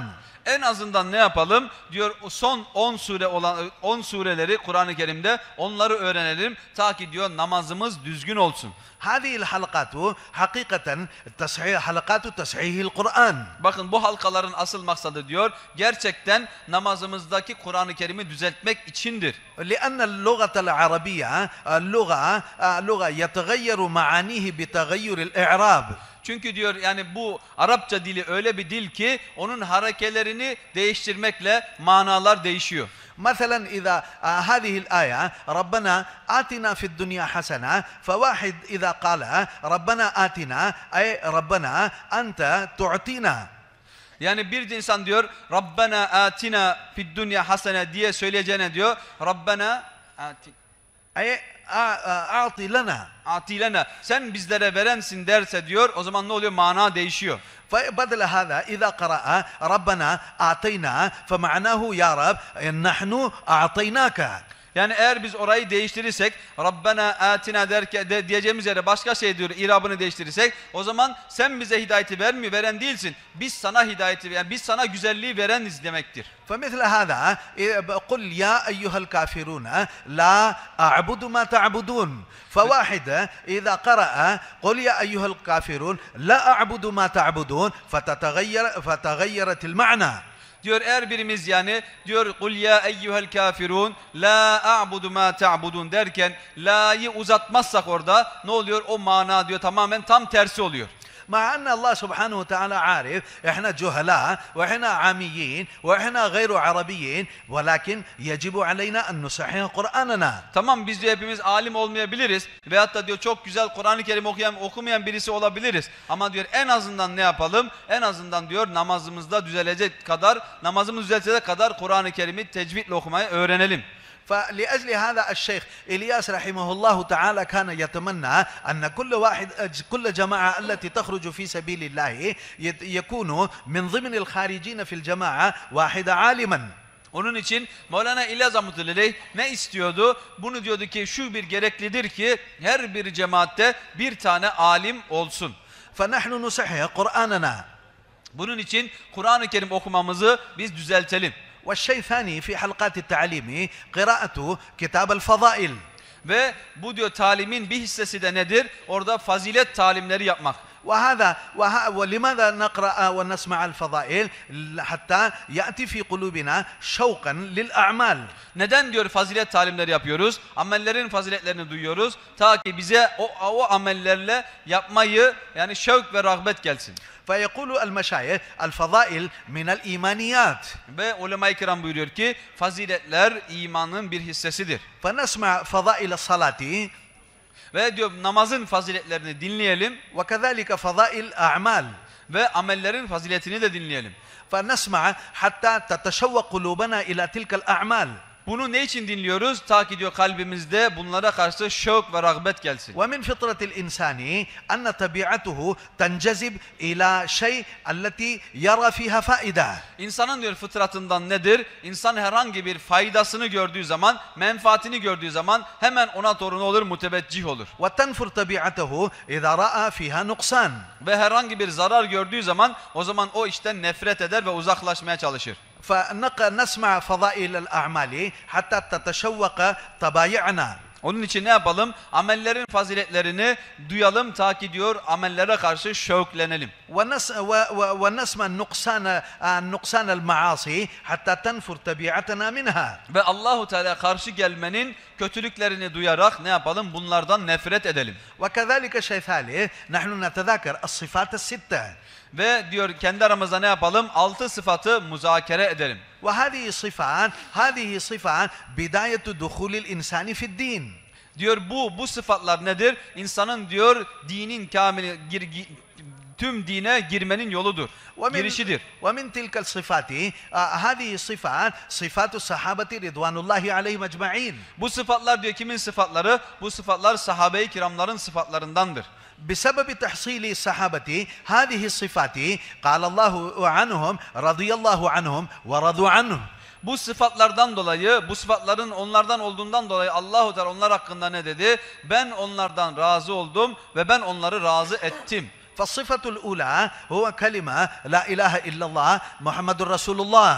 Bu sıfatlardan ilki nedir? Bu sıfatlardan ilki kelime-i tayyibedir. La ilahe illallah Muhammedur Resulullah. نتذاكر هذه الصفات. Bu sıfatı ne yapalım? Kendi aramızda muzakere edelim. لأن ما تقرر في القلب. Çünkü bir şey tekrar söylenirse o iş diyor ne olur? Kalbe tam yerleşir. والقلب وعاء. Ve kalp nedir? Bir kap gibidir. وَلَهَا بِيبَانٌ.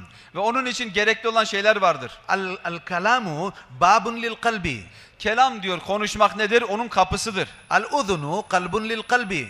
Ve الأذن باب للقلب. Ve kulak nedir? Kalp için bir kapıdır. العين باب للقلب. Göz kalbin bir kapısıdır. وكذلك المخ والدماغ باب للقلب. Ve aynı zamanda beyin kalbin bir kapısıdır. فنحن إذا تكلمنا هذه الصفات فتدخل هذه الصفات في قلوبنا. Eğer biz bu sıfatları konuşursak, ne kadar bunlarla meşgul olsak, dinlersek, o zaman bunlar hepsini olacak bizim kalbimize girecek. في حلقة تعليم نتذاكر هذه الصفات. Bunları diyor ne yapalım? Talim esnasında bu sıfatları muzakere edelim. وإذا واحد قام ويبين هذه الصفة نسمع ونصغي إليه. Ve bir kardeşimiz diyor kalkarak bir 6 sıfat anlatırsa, bu sıfatlardan konuşursa o zaman ne yapalım? Susalım ve onu teveccühle dinleyelim. İyice dinleyelim. وَنُحَاوِلْ حَتَّى تَتَوَجَّهَ قُلُوبَنَا إلى الكلام. Ve o kadar diyor teveccüh edelim ki kalplerimiz dahi diyor ne yapsın? O sözlere teveccüh etsin. وَالشَّيْطَانِ مُخَالِفٌ لِهَذِهِ الْأَعْمَالِ. Ve şeytan ne yapıyor? Şeytan diyor bu amellere karşıdır. إذا واحد جلس في حلقة التعليم مجرد ما جلس في حلقة التعليم يبدأ ينعس. Diyor bir insan diyor yani talime oturduğu zaman şeytan ne yapıyor? Vesvese veriyor ona ve onu diyor orada oturtmaktan sıkıyor. فهذا لما يجلس في حلقة التعليم يتوجه بقلبه. Ve bir insan diyor ama talimde oturduğu zaman nasıl oturması lazım? Kalbiyle teveccüh etmesi lazım. فالشيطان ينظر إلى قلبه. Ve şeytan diyor ne yapıyor? Onun kalbine bakıyor. والشيطان الله سبحانه وتعالى أعطى له صفة أنه يدور في دم الإنسان. Allahu Teala diyor şeytana öyle bir sıfat verdi ki o diyor ne yapıyor? İnsanın damarlarının içerisinde kanın dolaştığı gibi dolaşıyor. فقال النبي صلى الله عليه وسلم إن الشيطان يجري من الإنسان مجرى الدم. Ve Efendimiz sallallahu aleyhi ve sellem buyurdu ki şeytan dedi insanın damarlarında kanın dolaştığı gibi dolaşıyor. هذا الذي جالس في حلقة تعليمه متوجها بقلبه وقالبه إلى الله سبحانه وتعالى فالشيطان ينظر إلى قلبه فنظر أن الهداية تتقاطر قطرة قطرة في قلبه والإيمان يجمع قطرة قطرة في قلبه فالشيطان لا يصبر على هذا. Şimdi diyor şeytan ne yapıyor? Biz diyor talime oturduğumuz zaman, bütün teveccühle dinlediğimiz zaman, kalbin diyor bütün kapılarını açtığımız zaman, o zaman ne oluyor? Şeytan görüyor ki, bakıyor ki bunun kalbine damla damla ne yapıyor? Hidayet geliyor ve bunun imanı ne oluyor? Birikmeye başlıyor. Artık şimdi şeytan ne yapıyor? Buna tahammül edemiyor. الشيطان يأتي عليه بالنعس. Ve şeytan ne yapıyor? Ona uyku getiriyor. ومن الناس الذي ما نعس يبينه أو يوريه كهكذا إصبعه. Ve ona ne yapıyor diyor, bir insan diyor eğer uyku getirmezse onun diyor gözünü kapatıyor, sanki göz parmakla kapatır gibi. ومن الناس من يوريه الشيطان هكذا. Ve diyor öyle bir oluyor ki yani onu diyor iki parmak seviyesinde ne yapıyor, uykuya getiriyor. ومن الناس من يوريه الشيطان هكذا. Ve birisini ne yapıyor, onu diyor ağzını açarak esneyerek ne yapıyor, onu yani aldatıyor. فهو يتفكر أن له حاجة إلى البول. Ve onu ne yapıyor? Şimdi ona diyor ki ya senin idrarın var diye ona vesvese veriyor. والذي وراه كذا هو يتفكر أن له حاجة إلى الخلاء. Şimdi diyor ona diyor iki parmak göstermiş olduğu ne yapıyor? Diyor ki hemen tuvalete gitmen lazım senin. والذي وراه هكذا هو يتفكر أنني محتاج إلى الماء. Ve diyor eğer birisine diyor parmağına böyle diyor ağzına da işaret ettiyse o insan düşünüyor ki ya bana biraz su lazım, su içmem lazım. مع أنه فرغ من جميع حاجاته البشرية. Halen ki diyor o talimden önce ne yapmış olsa dahi yani bütün beşeri hacetlerden gidermiş olsa dahi. فهو يقوم من مقامه.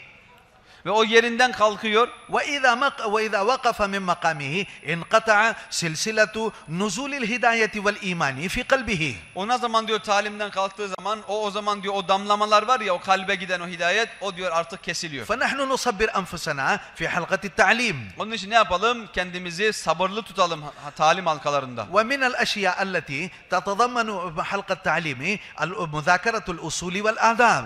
Ve talimde diyor ne yapıyoruz? Bu yani gerekli olan şeylerden talimde olan maksadı ve adabını müzakere yapıyoruz. فهذا لأن هذا خروج في سبيل الله هذه سنة نبينا محمد صلى الله عليه وسلم. Çünkü bu diyor Allah yoluna çıkmak nedir? Efendimiz sallallahu aleyhi ve sellemin sefere çıkması gibidir. وهذا عمل عظيم. Çünkü bu amel nedir? Azim bir ameldir. Çok yüce bir ameldir. والله سبحانه وتعالى كان يستخدم لهذا العمل الأنبياء.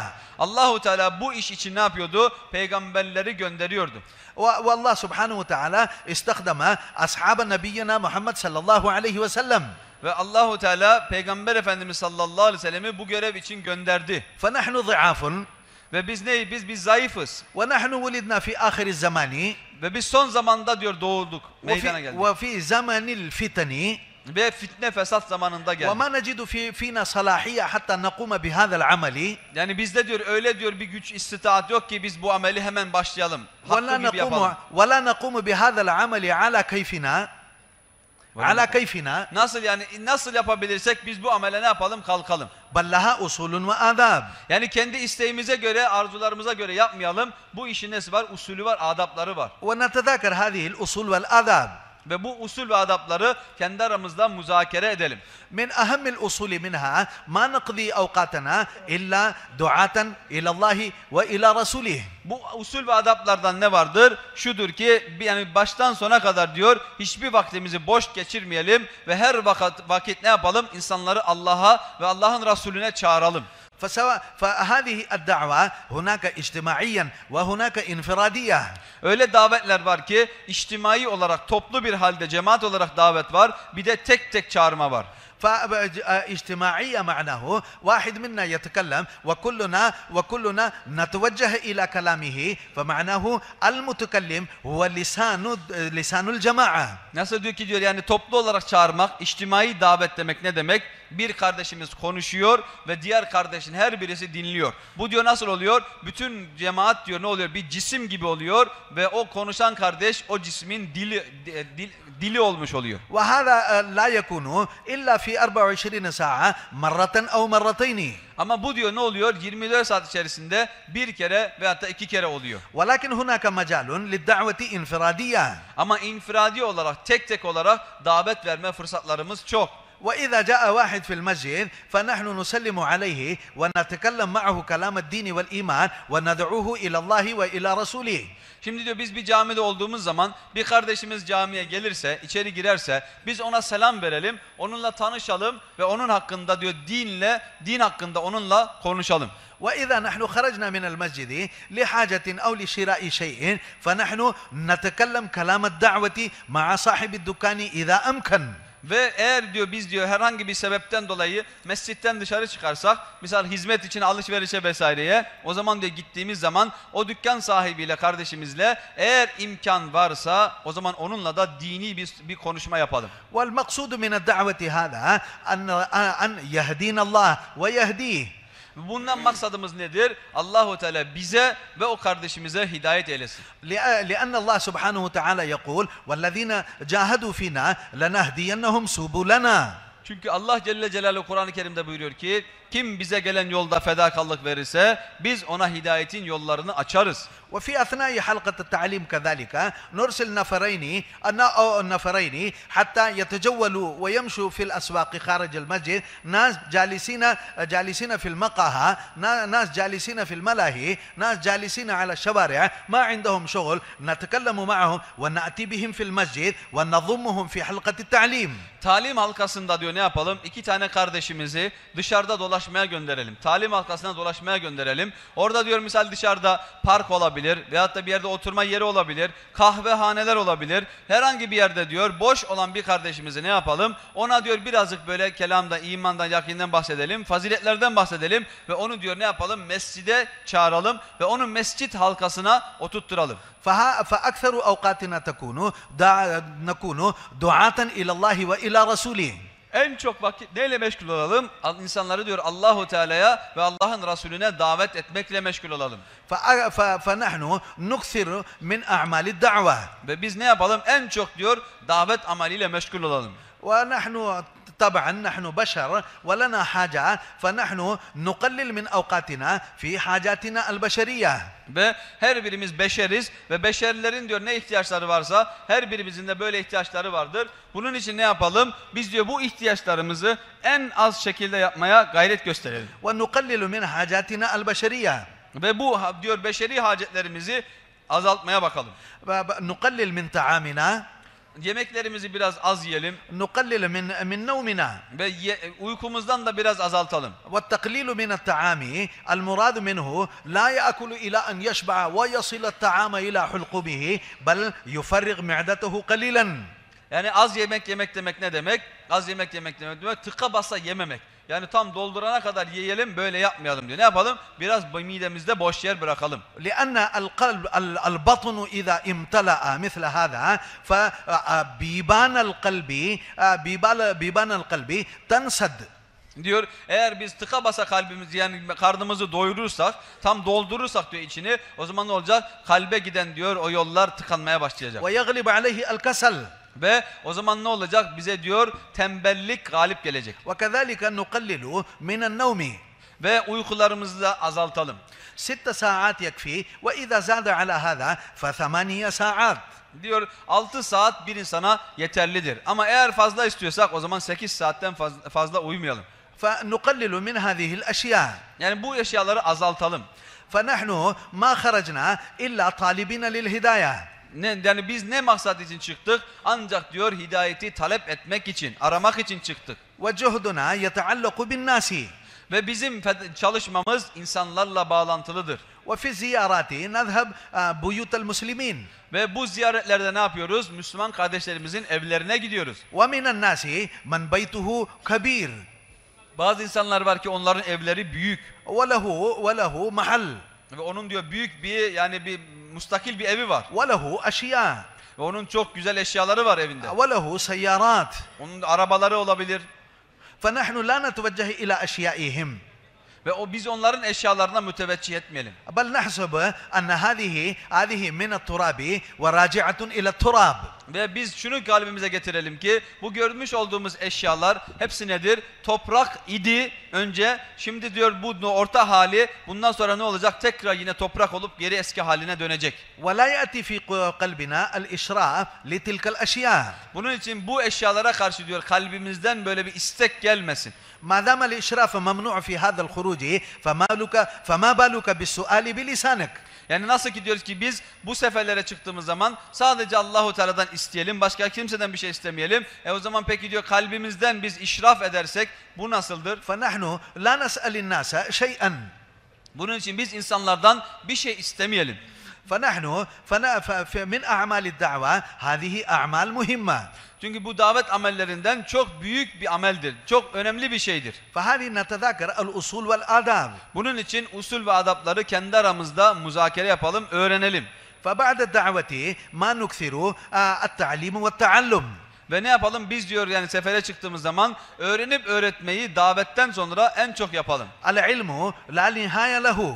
İlim için bir nihayet yani bir son derece yoktur. ولأن الله سبحانه وتعالى قال فوق كل ذي علم عليم. Onun için Allahu Teala buyurdu ki her ilim sahibinin üstüne bir daha çok bilen vardır.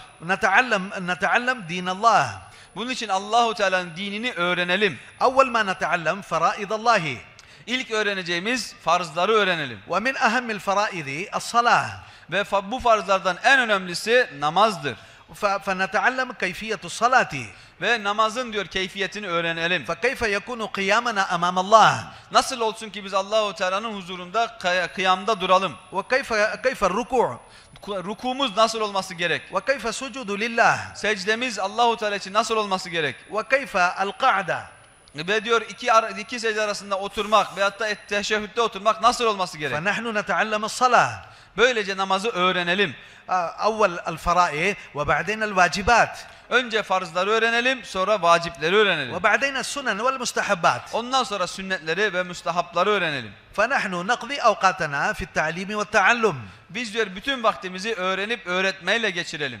فإذا واحد قضى أوقاته على هذا الأصول والآداب لمدة ما خرج ل3 أيام و10 أيام أو 40 يوم أو 4 أشهر فهو يستفيد من خروجه. Kim diyor böyle yaparsa bu usullere, adaplara riayet ederek 4 ay, 40 gün, 3 gün ve de ne kadar vakit kullanırsa kullansın o insan diyor bu seferinden çok istifade edecek. وفي القرية إذا كان من العلماء فنحن لا نستغني عنهم. Ve eğer gittiğimiz yerde bir beldede diyor köyde alimler varsa biz onlardan mustagni olmayalım. Yani onları ziyaret etmeye tenezzül edenlerden olmayalım. Biz onların yanına gidelim. نحترمهم ونبجلهم. Biz onlara ne yapalım? Saygı gösterelim, ihtiram gösterelim ve onları ziyaret edelim. لأنهم ورثة الأنبياء. Çünkü onlar peygamberlerin varisleridir. فنحن نذهب لزيارتهم. Onun için onların ziyaretine gidelim. فنحن لما نذهب في زيارتهم نجلس بالأدب والاحترام. Ve onların yanına gittiğimiz zaman edeple, ihtiramla oturalım onların önünde. فهم ورثة الأنبياء لا يحتاجون إلى دعوتنا. Onlar diyor onlar Peygamber Efendimizin varislerindendir. Onlara yani davet vermemize gerek yok. فنحن نطلب منهم الدعاء. Yalnız biz onlardan ne isteyelim? Onlardan dua isteyelim. ونبينهم أحوال خروجنا. Ve onlara Allah yoluna sefere çıkmamızın ahvallerini beyan edelim. والأحوال وبيان الأحوال فيه تأثير. Ve diyor yani ahvalleri anlatmak, gördükleri, yaşadıklarımızı ona anlatmaktan ne oluyor? Onda çok büyük tesir vardır. والله سبحانه وتعالى هدى بسبب سماع الأحوال علماء كبار. Yani bu diyor bu ahvalleri anlatmaktan dolayı çok büyük alimler dahi geliyor. ونجلس أمامهم بالأدب والاحترام. Ve onların önünde edeple, ihtiramla oturalım. ونبجلهم ونكرمهم. Ve onlara ne yapalım? Saygı gösterelim, onlara değer verelim ve ikram edelim. وكذلك لا نستغني عن القدماء في التبليغ في تلك القرية. Ve aynı zamanda eğer diyor gittiğimiz yerde eskiden yani eski davet çalışma kardeşler varsa davet çalışmasını yapanlar onları da ziyaret edelim. وطبعا القدماء بأنفسهم يستقبلون الجماعة. Tabii ki diyor yani eski kardeşler olduğu zaman onlar kendiliğinden geliyorlar cemaate. وإذا ما استقبلوه لحاجة لهم فنحن نزورهم. Ama eğer onlar diyor herhangi bir hacetten dolayı bizi ziyaret edemedilerse o zaman ne yapalım? Biz onları ziyaret edelim. وعلى ترتيب ما يقولون نقضي أوقاتنا في تلك القرية. Ve denildiği gibi vaktimizi o diyor gittiğimiz beldede, köyde kullanalım. وبعد المشورة بعد حلقة التعليم نعين بالمشورة في صلاة الظهر من يقوم بكلام التعارف. Ve diyor meşveremizde neyi istişare yapalım? Öğlen namazından sonra cemaate geliş maksadımızı kim anlatacak diye bunu konuşalım. لأن أول صلاة تواجه الجماعة المقاميين. Çünkü ilk namaz diyor yani öğlen namazıdır. Sabah vaktinden sonra geldiğinden dolayı cemaatle diyor görüşmemiz yani caminin cemaatiyle görüşmemiz ilk öğlen namazında oluyor. وإذا رأوا وجوه جديدة فيأتي في قلبهم الفكر من هؤلاء. Onlar diyor yeni kişileri, yeni şekilleri, suretleri camilerinde gördükleri zaman onlar diyor kendilerine soracaklar ki bunlar kim, nereden geldiler? وَلِمَاذَا آتِينَ فِي مَسْجِدِنَا. Ne için geldiler camimize? وَمَاذَا يُرِيدُونَ مِنَّا. Bizden ne istiyorlar? فبعد الصلاة واحد من الإخوة يقف ويعلن. Bir tane kardeşimiz diyor ne yapsın? O kalksın ve cemaate karşı ilan etsin. وإعلان هالشيء مهم. İlan çok önemlidir. وهذا أول مواجهة أهل القرية أول مواجهة لنا. Yani bu diyor cami cemaatiyle beraber ve bizim cemaatimizin diyor ilk görüşmesi olduğundan dolayı çok önemlidir. فمن يقوم بالإعلان يكون صريحا في كلامه. İlana kalkan kardeşimiz diyor biraz böyle hızlı konuşan kardeşlerden olsun. فيقول هناك جماعة في مسجدكم خارج في سبيل الله سبحانه وتعالى فهم يبغون أن يتكلموا معكم فتفضلوا بعد السنن. Orada diyor o kardeşimiz ne desin? Desin ki sizin caminize din hakkında bazı şeyler konuşmak için kardeşler geldi. Her birinizden ricamız burada kalıp dinlemenizdir diyelim. طبعا واحد عيناه حتى يتكلم كلام التعارف. Ve diyor bir kişiyi istişarede ne yapalım? Karar alalım ki kim yani onlara karşı cemaati tanıtacak. فهو يبين جماعتنا من قرية كذا وكذا وأتيناكم هاجرين بيوتنا وأشغالنا. Yani o kardeşler diyor, o anlatan kardeş ne desin? Biz falan yerden sizin köyünüze geldik. Biz diyor işlerimizi ve ailelerimizi terk ettik. Ta ki sizin için kısa bir müddet din hakkında konuşmak için. ويبين مقصد إتيانهم. Ve onlara geliş maksadını anlatsınlar. ويقول لهم نحن قمنا بشكل المهاجرين وأنتم تتشكلوا وقوموا بشكل الأنصار. Onlara buyursun ki biz hicret ederek hicret şeklini aldık. Siz de diyor buradaki olanlar bize yardım ederek nusret edenlerden olun. تكونوا مناصرين لنا. Ve siz o zaman ne olacak? Bize nusret edenlerden olmuş olacaksınız. لأن الدين لا ينتشر إلا بالهجرة والنصرة. Çünkü din ancak diyor hicret ve nusretle yayılır. مكة المكرمة أهل مكة ما قاموا بنصرة نبينا محمد صلى الله عليه وسلم كما كان حقه ولكن أهل المدينة قاموا بنصرة نبينا محمد صلى الله عليه وسلم فصار المدينة مركزا للإسلام. Bakın diyor sahabe-i kiramlar ne yaptılar? Mekke'de diyor azlardı. Onlar Medine'ye hicret ettiler. Ne zaman diyor Medine'ye hicret ettiler? O diyor Medine'deki olan sahabiler, ensarlar ne yaptılar? Peygamber Efendimiz'e ve sahabe-i kiramlara tam gerektiği gibi nusret ettiler. Allahu Teala ne yaptı? Diyor Mekke'de çalışma yaptıkları halde Medine'yi diyor dinin merkezi yaptı. فعلى هذا الترتيب نقضي أوقاتنا. Bu tertip ve usulle diyor vakitlerimizi geçirelim. فنحن نسأل متى تكون لنا جولة عمومية. Ve diyor istişarede ne yapalım? Hangi vakitte dolaşacağımızı konuşalım. فحسب ما يقول أهل القرية فنحن نرتب الجولة. Eski kardeşlerimiz diyor nasıl bize söylerlerse o vakit dolaşma yapalım. عامة الجولة بين الصلاتين. Yani umumen nasıl oluyor? Dolaşma iki namaz vakti arasında oluyor. وما هو ضروري أن يكون بعد العصر أو بعد المغرب بل إنما الموقع الوقت الذي الناس يكونون في بيوتهم. İlla öyle bir vakit değil ki yani şimdi sadece ikindi ile akşam veyahut da akşamla yatsı arası dolaşma yapılır, başka vakit yapılmaz, öyle değil. Öyle bir vakit seçelim ki yani diyor bütün insanlar o vakit evde olsunlar. وبعد الصلاة نبين أولا فضائل الجولة. Ve namazdan sonra da diyor ilk başta ne yapalım? Dolaşmanın, Allah yoluna dolaşmanın faziletlerini söyleyelim. ونبين ونحرض الناس أن يقوموا يتجولوا معنا. Ve o insanlara ne yapalım? Tergib ve teşvik verelim ta ki bizimle beraber dolaşmaya katılsınlar. والجولة لها ترتيب آداب. Ve dolaşmanın diyor adabı, usulü vardır. وأنتم تسمعون الأصول والآداب أثناء خروجكم كذلك. Nasıl ki diyor siz diyor seferlere çıktığınız zaman usul ve adapları duyuyorsunuz, dinliyorsunuz. وفي جلسة واحدة تأتي بس نبذة منها. نبذة أي قليل. Ve buyuruyor ki biz diyor böyle otura otura ne oluyor? Yavaş yavaş bunları öğreniyoruz. فيقولون المشايخ من آداب الجولة نعين واحد أميرا. Ve bu dolaşmada da diyor bir kardeşimizi emir olarak seçelim. ولأن بدون الأمير لا تكون عندنا جماعة. Çünkü emir olmadan cemaat kamil olmaz. فواحد يكون دليل مقامي. Ve bir kardeşimiz de o köyde oturan, o mahallede oturan kardeşimiz bizim için delil olsun. حتى هو يعرفنا على إخواننا المسلمين. Ta ki o kardeşimiz bizim Müslüman kardeşlerimizi bize tanıştırsın. والآن في هذا الزمن صارت مشكلة لنا أن كيف نعرف هذا مسلم ولا غير مسلم.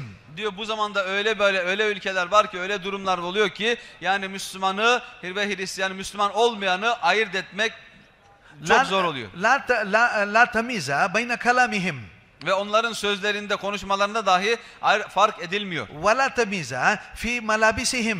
Ve onların elbiselerinden de ayırt edemiyoruz. لباس المسلم وغير المسلم لباس واحد. Müslümanların elbisesiyle Müslüman olmayanların elbisesi aynı. وجه المسلم ووجه غير المسلم كل واحد. Öyle mıntıkalar var ki orada diyor Müslümanların, Müslüman olanların ve Müslüman olmayanların yüz şekilleri aynı birbirine benziyor. وخاصة في بلاد أوروبا مشكلة واحدة يعرف هذا رجل ولا مرأة. Ve diyor Avrupa ülkelerinde öyle bir zorluk da oluyor ki yani karşı taraftaki erkek mi kadın mı o dahi belli olmuyor. هذا كذلك لابس نفس اللباس وهي كذلك لابسة نفس اللباس. Erkek de bir şekil giyinmiş, kadın da aynı şekilde o da girmiş. وهذا كذلك ليس على رأسه شعر وهذه كذلك حالقة رأسها. Ve diyor ne oluyor? Bu erkek diyor yani başında saç yok, çok kısa saçlı. Burada diyor öbür tarafta kadın aynı elbise giymiş, aynı onun da saçı çok kısa. فنأخذ واحد دليل حتى يدلنا على المسلمين. Bunun için diyor ne yapalım? Bir delil alalım ve o kardeşimiz bize diyor göstersin Müslümanları. فهذا الدليل هو يدلنا ويبين لنا محاسن الذي نلقاه. Diyor ve bu delil kardeşimiz ne yapsın? Gittiğimiz yerde Müslüman bir kardeşimizle karşılaştırdığı zaman onun güzelliklerini bize anlatsın, onun sıfatlarını bize anlatsın. نحن نتكلم معه كلام الدين والإيمان. Ve biz o kardeşle din ve iman hakkında konuşalım. بالاختصار. Ama çok diyor kısa konuşalım. Fotoğraf çekmeyelim lütfen kardeşler. Hoca efendi rahatsız oluyor. فنحن نتكلم معه كلام الدين والإيمان. Ve o kardeşle ne yapalım biz? Kelam yani din ve iman hakkında konuşalım. حتى نجذبه ونجلبه ونأتي به إلى المسجد. O kardeşimize diyor birazcık kendimize çekmek için, biraz tesir alması için ne yapalım? Onunla böyle bir iman yakin konuşması yapalım ve onu camiye çağıralım. لأن هذا ذهابه إلى المسجد وإتيانه إلى المسجد وخطواته إلى المسجد لا إلى المسجد بل إلى الله. Çünkü diyor onun atmış olduğu adımlar, onun yürümesi, onun diyor teveccüh etmesi camiye doğru aslında camiye doğru değildir. Tam tersine Allahu Teala tarafına doğru yürümektir, hareket etmektir. ومن عادة الله سبحانه وتعالى من يأتي إليه مشيا يأتي الله سبحانه وتعالى إليه هرولة. Allah Celle Celaluhu'nun sünneti nasıldır?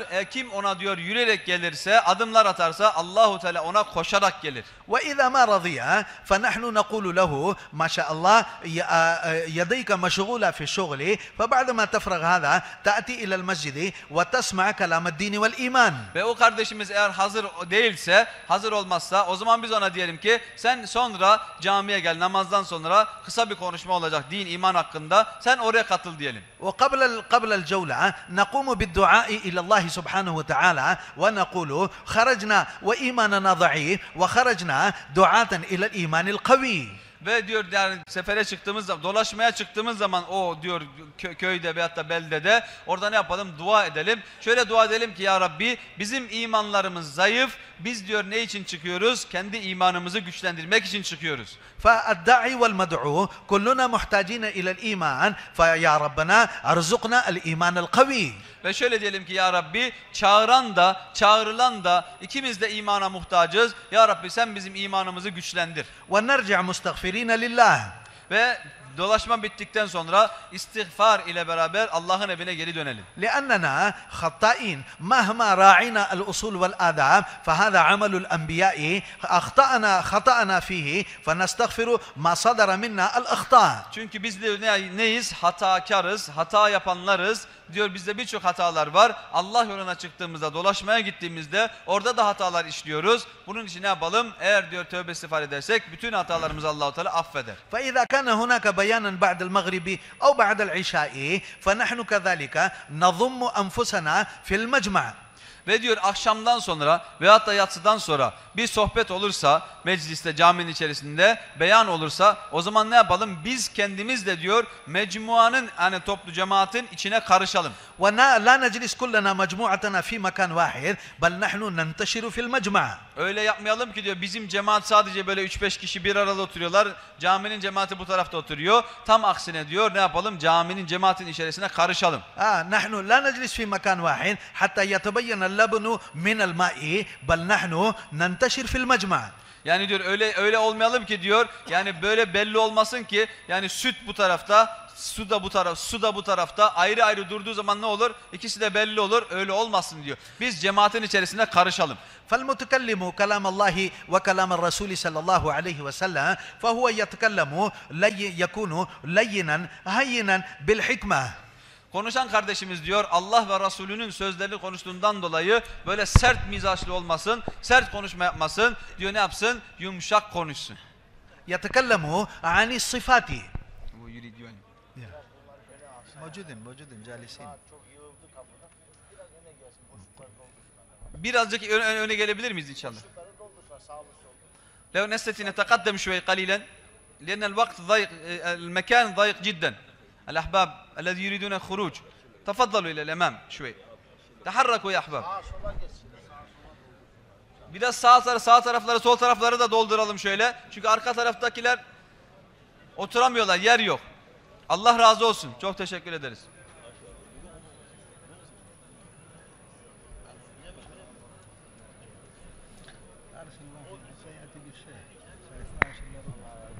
Zincirin içine geçmeyelim cemaatin haricindekiler.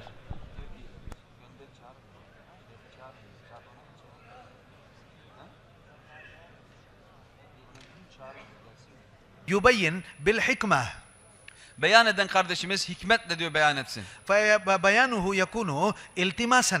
Ve yani bu diyor yani şey ne olsun böyle yani tesir edici biraz böyle yani okşayıcı bir beyan olsun. لا يبين زاجرا. Diyor böyle yani şey yapar gibi kızar gibi sinirlenir gibi olmasın. ولا يبين حاكما. Ve böyle hakim ahkam keser gibi olmasın. بل يبين ممتثلا. Diyor nasıl olsun güzel böyle çekici bir beyan olsun. وممتثلا لطريقة النبي صلى الله عليه وسلم. Efendimiz sallallahu aleyhi ve sellemin üslubuna göre olsun. بالرفق واللين والحكمة. Yumuşaklıkla ve diyor güzel bir şekilde ve yani hikmetle olsun. لأن الرفق هي جالبة الخير. Çünkü yumuşaklık nedir? Hayrın taraftarıdır. كما قال النبي صلى الله عليه وسلم إن الله يعطي على الرفق ما لا يعطي على العنف. Çünkü Efendimiz sallallahu aleyhi ve sellem buyuruyor ki Allah Celle Celaluhu yumuşaklıktan dolayı vermiş olduğu hayırları başka hiçbir şeyle vermiyor. ومن حرم الرفق حرم الخير كله. Ve kim de yumuşaklıktan mahrum edilmişse o bütün hayırlardan mahrum edilmiş olur. فنتكلم باللين بالحكمة. Ve yumuşak olarak konuşalım ve hikmetle konuşalım. في أثناء البيان لا نشوش الآخرين. Beyan esnasında başka kardeşlerimizi rahatsız etmeyelim. ولا نضرب أيدينا على الكرسي هكذا. Ve eğer sandalyede oturuyorsak böyle elimizi ayağımızı diyor böyle vurmayalım kürsüye. بل نحن كلنا محتاجين إلى تلك الأشياء برليني بالراحة نتكلم. Nasıl ki diyor dediğimiz gibi yani bu konuştuklarımıza önce kendimiz muhtacız. Onun için yumuşaklıkla konuşalım. لا يتكلموا عن المسائل الخلافية. Ve ihtilaflı meseleleri konuşmayalım. ولا يتكلم عن السياسة. Ve yani siyasetten konuşmasın kardeşimiz. ولا يتكلموا عن أحوال الواقعية في البلاد. Ve yani ülkedeki olan diyor ahvallerden konuşmayalım. لأن مثل هذا الكلام هو تحصيل الحاصل هذا معروف عند الناس. Çünkü diyor yani böyle bir konuşma yani bunun çıkacağı sonuç herkes biliyor bunu. لأن ما يحدث في العالم الناس عارفين من أول. Yani dünyada ne oluyorsa zaten insanlar biliyorlar. فما في فائدة من هذا الكلام فلا نتكلم عن هذه الأشياء. Onun için biz gittiğimiz yerde böyle şeyleri konuşmaktan hiçbir fayda olmuyor. نتكلم عن الجنة وعن النار. Ne yapalım? İnsanlara cennetten ve cehennemden konuşalım. نتكلم عن اليقين الصحيح. Ve doğru yakinden konuşalım. ونتكلم عن الصلاة. Ve namaz hakkında konuşalım. وكذلك على العلم والذكر وإكرام. Ve ilim ve zikir ve ikram hakkında konuşalım. وكذلك نتكلم عن الإخلاص. İhlas hakkında konuşalım. فنحن لا في أثناء بياننا فنحن نبين أحاديث الرسول صلى الله عليه وسلم إذا كنا حافظين. Ve beyanda diyor ne yapalım? Eğer hadis-i şerifleri ezberimizdeyse, manalarını iyice biliyorsak o zaman onları beyan edelim. Onlardan konuşalım. ولا ننزل من الرسول ومن الصحابة إلى قيل وقال. Ve diyor Efendimiz sallallahu aleyhi ve sellem'in sözlerinden, sahabe-i kiramın sözlerinden giderek onları bırakarak falan şöyle söylemiş, falan yerde şöyle söyleniliyor diye onları konuşmayalım, onları anlatmayalım. بل يكون كلامنا كلام صحيح. Ve ne yapalım? Doğru dürüst bildiğimiz bir sözü devam verelim. الناس يخرجون من هذا الجيب شيئا ومن هذا الجيب شيئا وبعض الناس لهم جيوب كثيرة هنا كذلك جيب وهنا كذلك جيب فلا يكون كلامنا مثل هذا. Yani diyor bazı kardeşlerimiz var. Onlar diyor bir sözü çıkartıyor. Cebinden çıkarmış gibi diyor. Çıkartıyor atıyor. Çıkartıyor atıyor. Yani herhangi bir kitaptan veyahut da bir yerden delili olmayan sözleri çıkartıyor. Öyle bir kardeşlerde bazı kardeşler var ki onların diyor maşallah sadece bir sağda solda cebi yok. Bir üst tarafında orasında sağında solunda ceplerinden çıkartıyor sözleri atıyor. وفي بعض الناس أنا سألت من أين أتيت هذا قال أنا قرأت هذا في كتاب كان لونه أحمر. Diyor ben yani bir bazı kitaplar kardeşlere sordum. Bir şeyler anlatmışlardı diyor. Ben dedim sen bu söylediklerini nereden aldın? Nerede gördün bunları? O dedi ben onu bir kitapta okudum. O dedi kitap kırmızı bir kitaptı. فأحبابي في الله يكون كلامنا حول كلام الرسول وكلام الصحابة وكلام الله سبحانه وتعالى. Onun için aziz ve muhterem kardeşlerim sözlerimiz ne olsun? Efendimiz sallallahu aleyhi ve sellemin sahabe-i kiramlardan aktarılan onların hayatlarından ve Allah Celle Celaluhu'nun sözleri olsun. وفي الأخير نحن نبين أمامهم حاجة الدعوة إلى الله. Ve o insanlara gittiğimiz insanları Allah'a çağırmanın ihtiyacını anlatalım.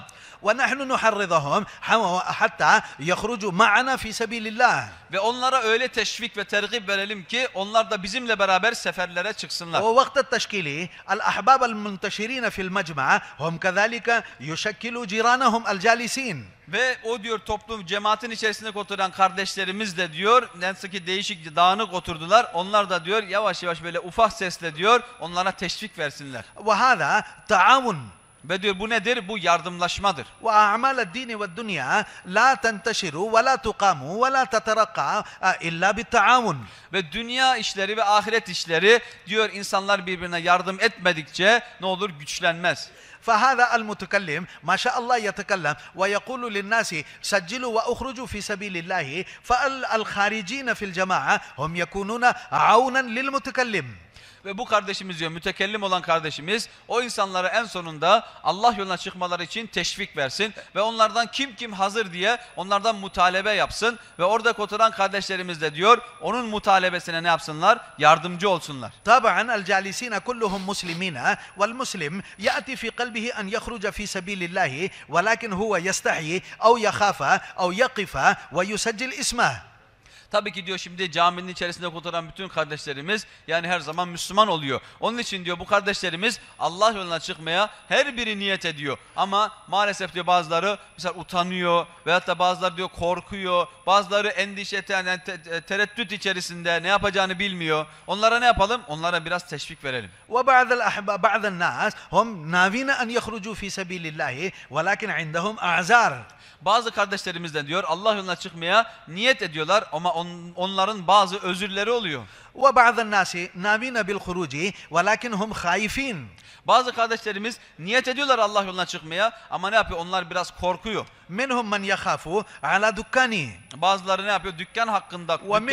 ومنهم من يخاف على وظيفته وتجارته وزراعته. Ve bazı kişiler ne yapıyor? Kendi bir yerde bir işçi olarak çalışıyorsa veyahut da herhangi bir yerde memursa orayı yani kaybetmekten korkuyor. ومنهم من يخاف من زوجته.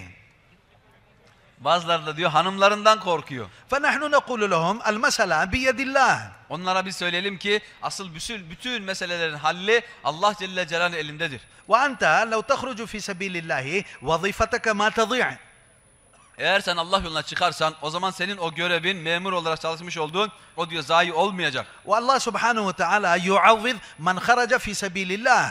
Allah Celle Celaluhu eğer bir insan Allah yoluna çıkarsa o zaman Allahu Teala onun yerine bir şey terk ederse onun için ondan daha hayırlısını verir. ونقول لهم قصص الصحابة عوضهم الله سبحانه وتعالى ما تركوا.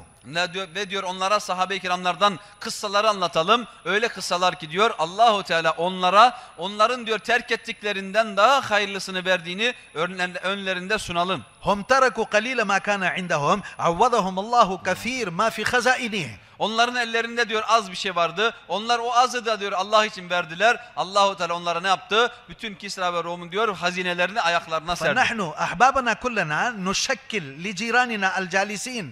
Onun için ne yapalım? Yanımızdaki oturan kardeşlerimize diyor ne yapalım? Teşvik verelim. فإذا نحن شكلنا وصارت جهدنا مثل هذا نستفيد وتستفيد القرية. Eğer biz böyle yaparsak, eğer biz bu şekilde söylenilen şekilde çalışma yaparsak o zaman biz de istifade ederiz. O gittiğimiz yerdeki kardeşlerimiz de istifade ederler. فأحبابنا في الله نحن خارجين في سبيل الله طالبين الهداية. Bakın aziz muhterem kardeşlerim biz diyor Allah yoluna çıkıyoruz. Allah yoluna ne için çıkıyoruz? Hidayeti istiyoruz. İstemek için çıkıyoruz. Arıyoruz. فنحن أثناء خروجنا نقوم بالزيارات الخصوصية. Ve yani sefere çıktığımızda hususi dolaşmalar yapalım. Özel kişilere, şahısların evlerine giderek, dükkanlarına giderek. هذه كلها أعمال الدعوة. Bunların hepsi davet amelindendir. وكل عمل له نور. Ve her amelin bir nuru vardır. وأنور الأعمال جولة عمومية.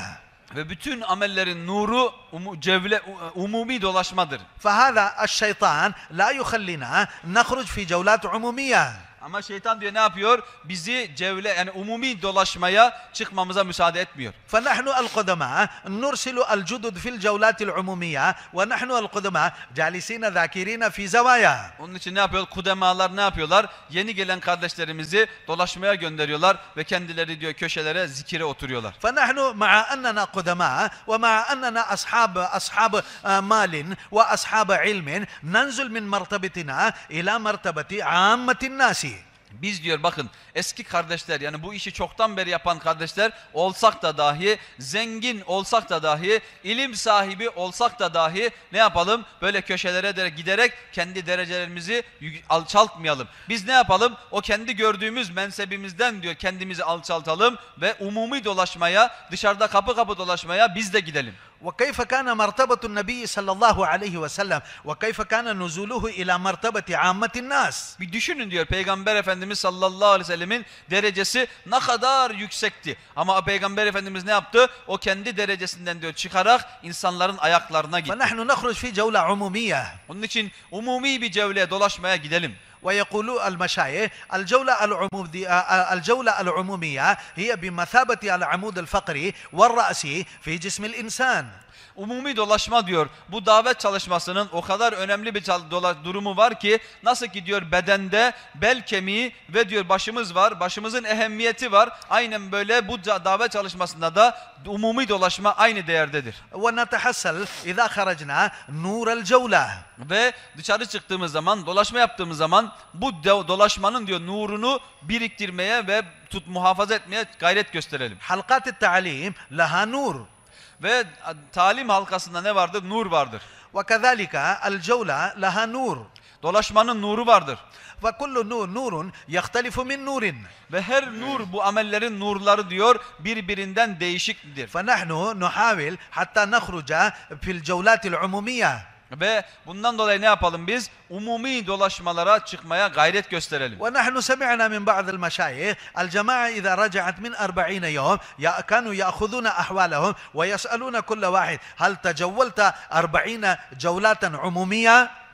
Diyor büyüklerden biz şöyle bir ahval dinledikleri zaman, yani cemaat diyor gidip geri geldikleri zaman büyükler onlara soruyordu 40 gün bittiğinde, siz diyorlardı 40 günde 40 defa, yani her gün birer defa umumi dolaşma yaptınız mı, yapmadınız mı? وكذلك كانوا يسألون هل جلست 40 حلقات التعليمية؟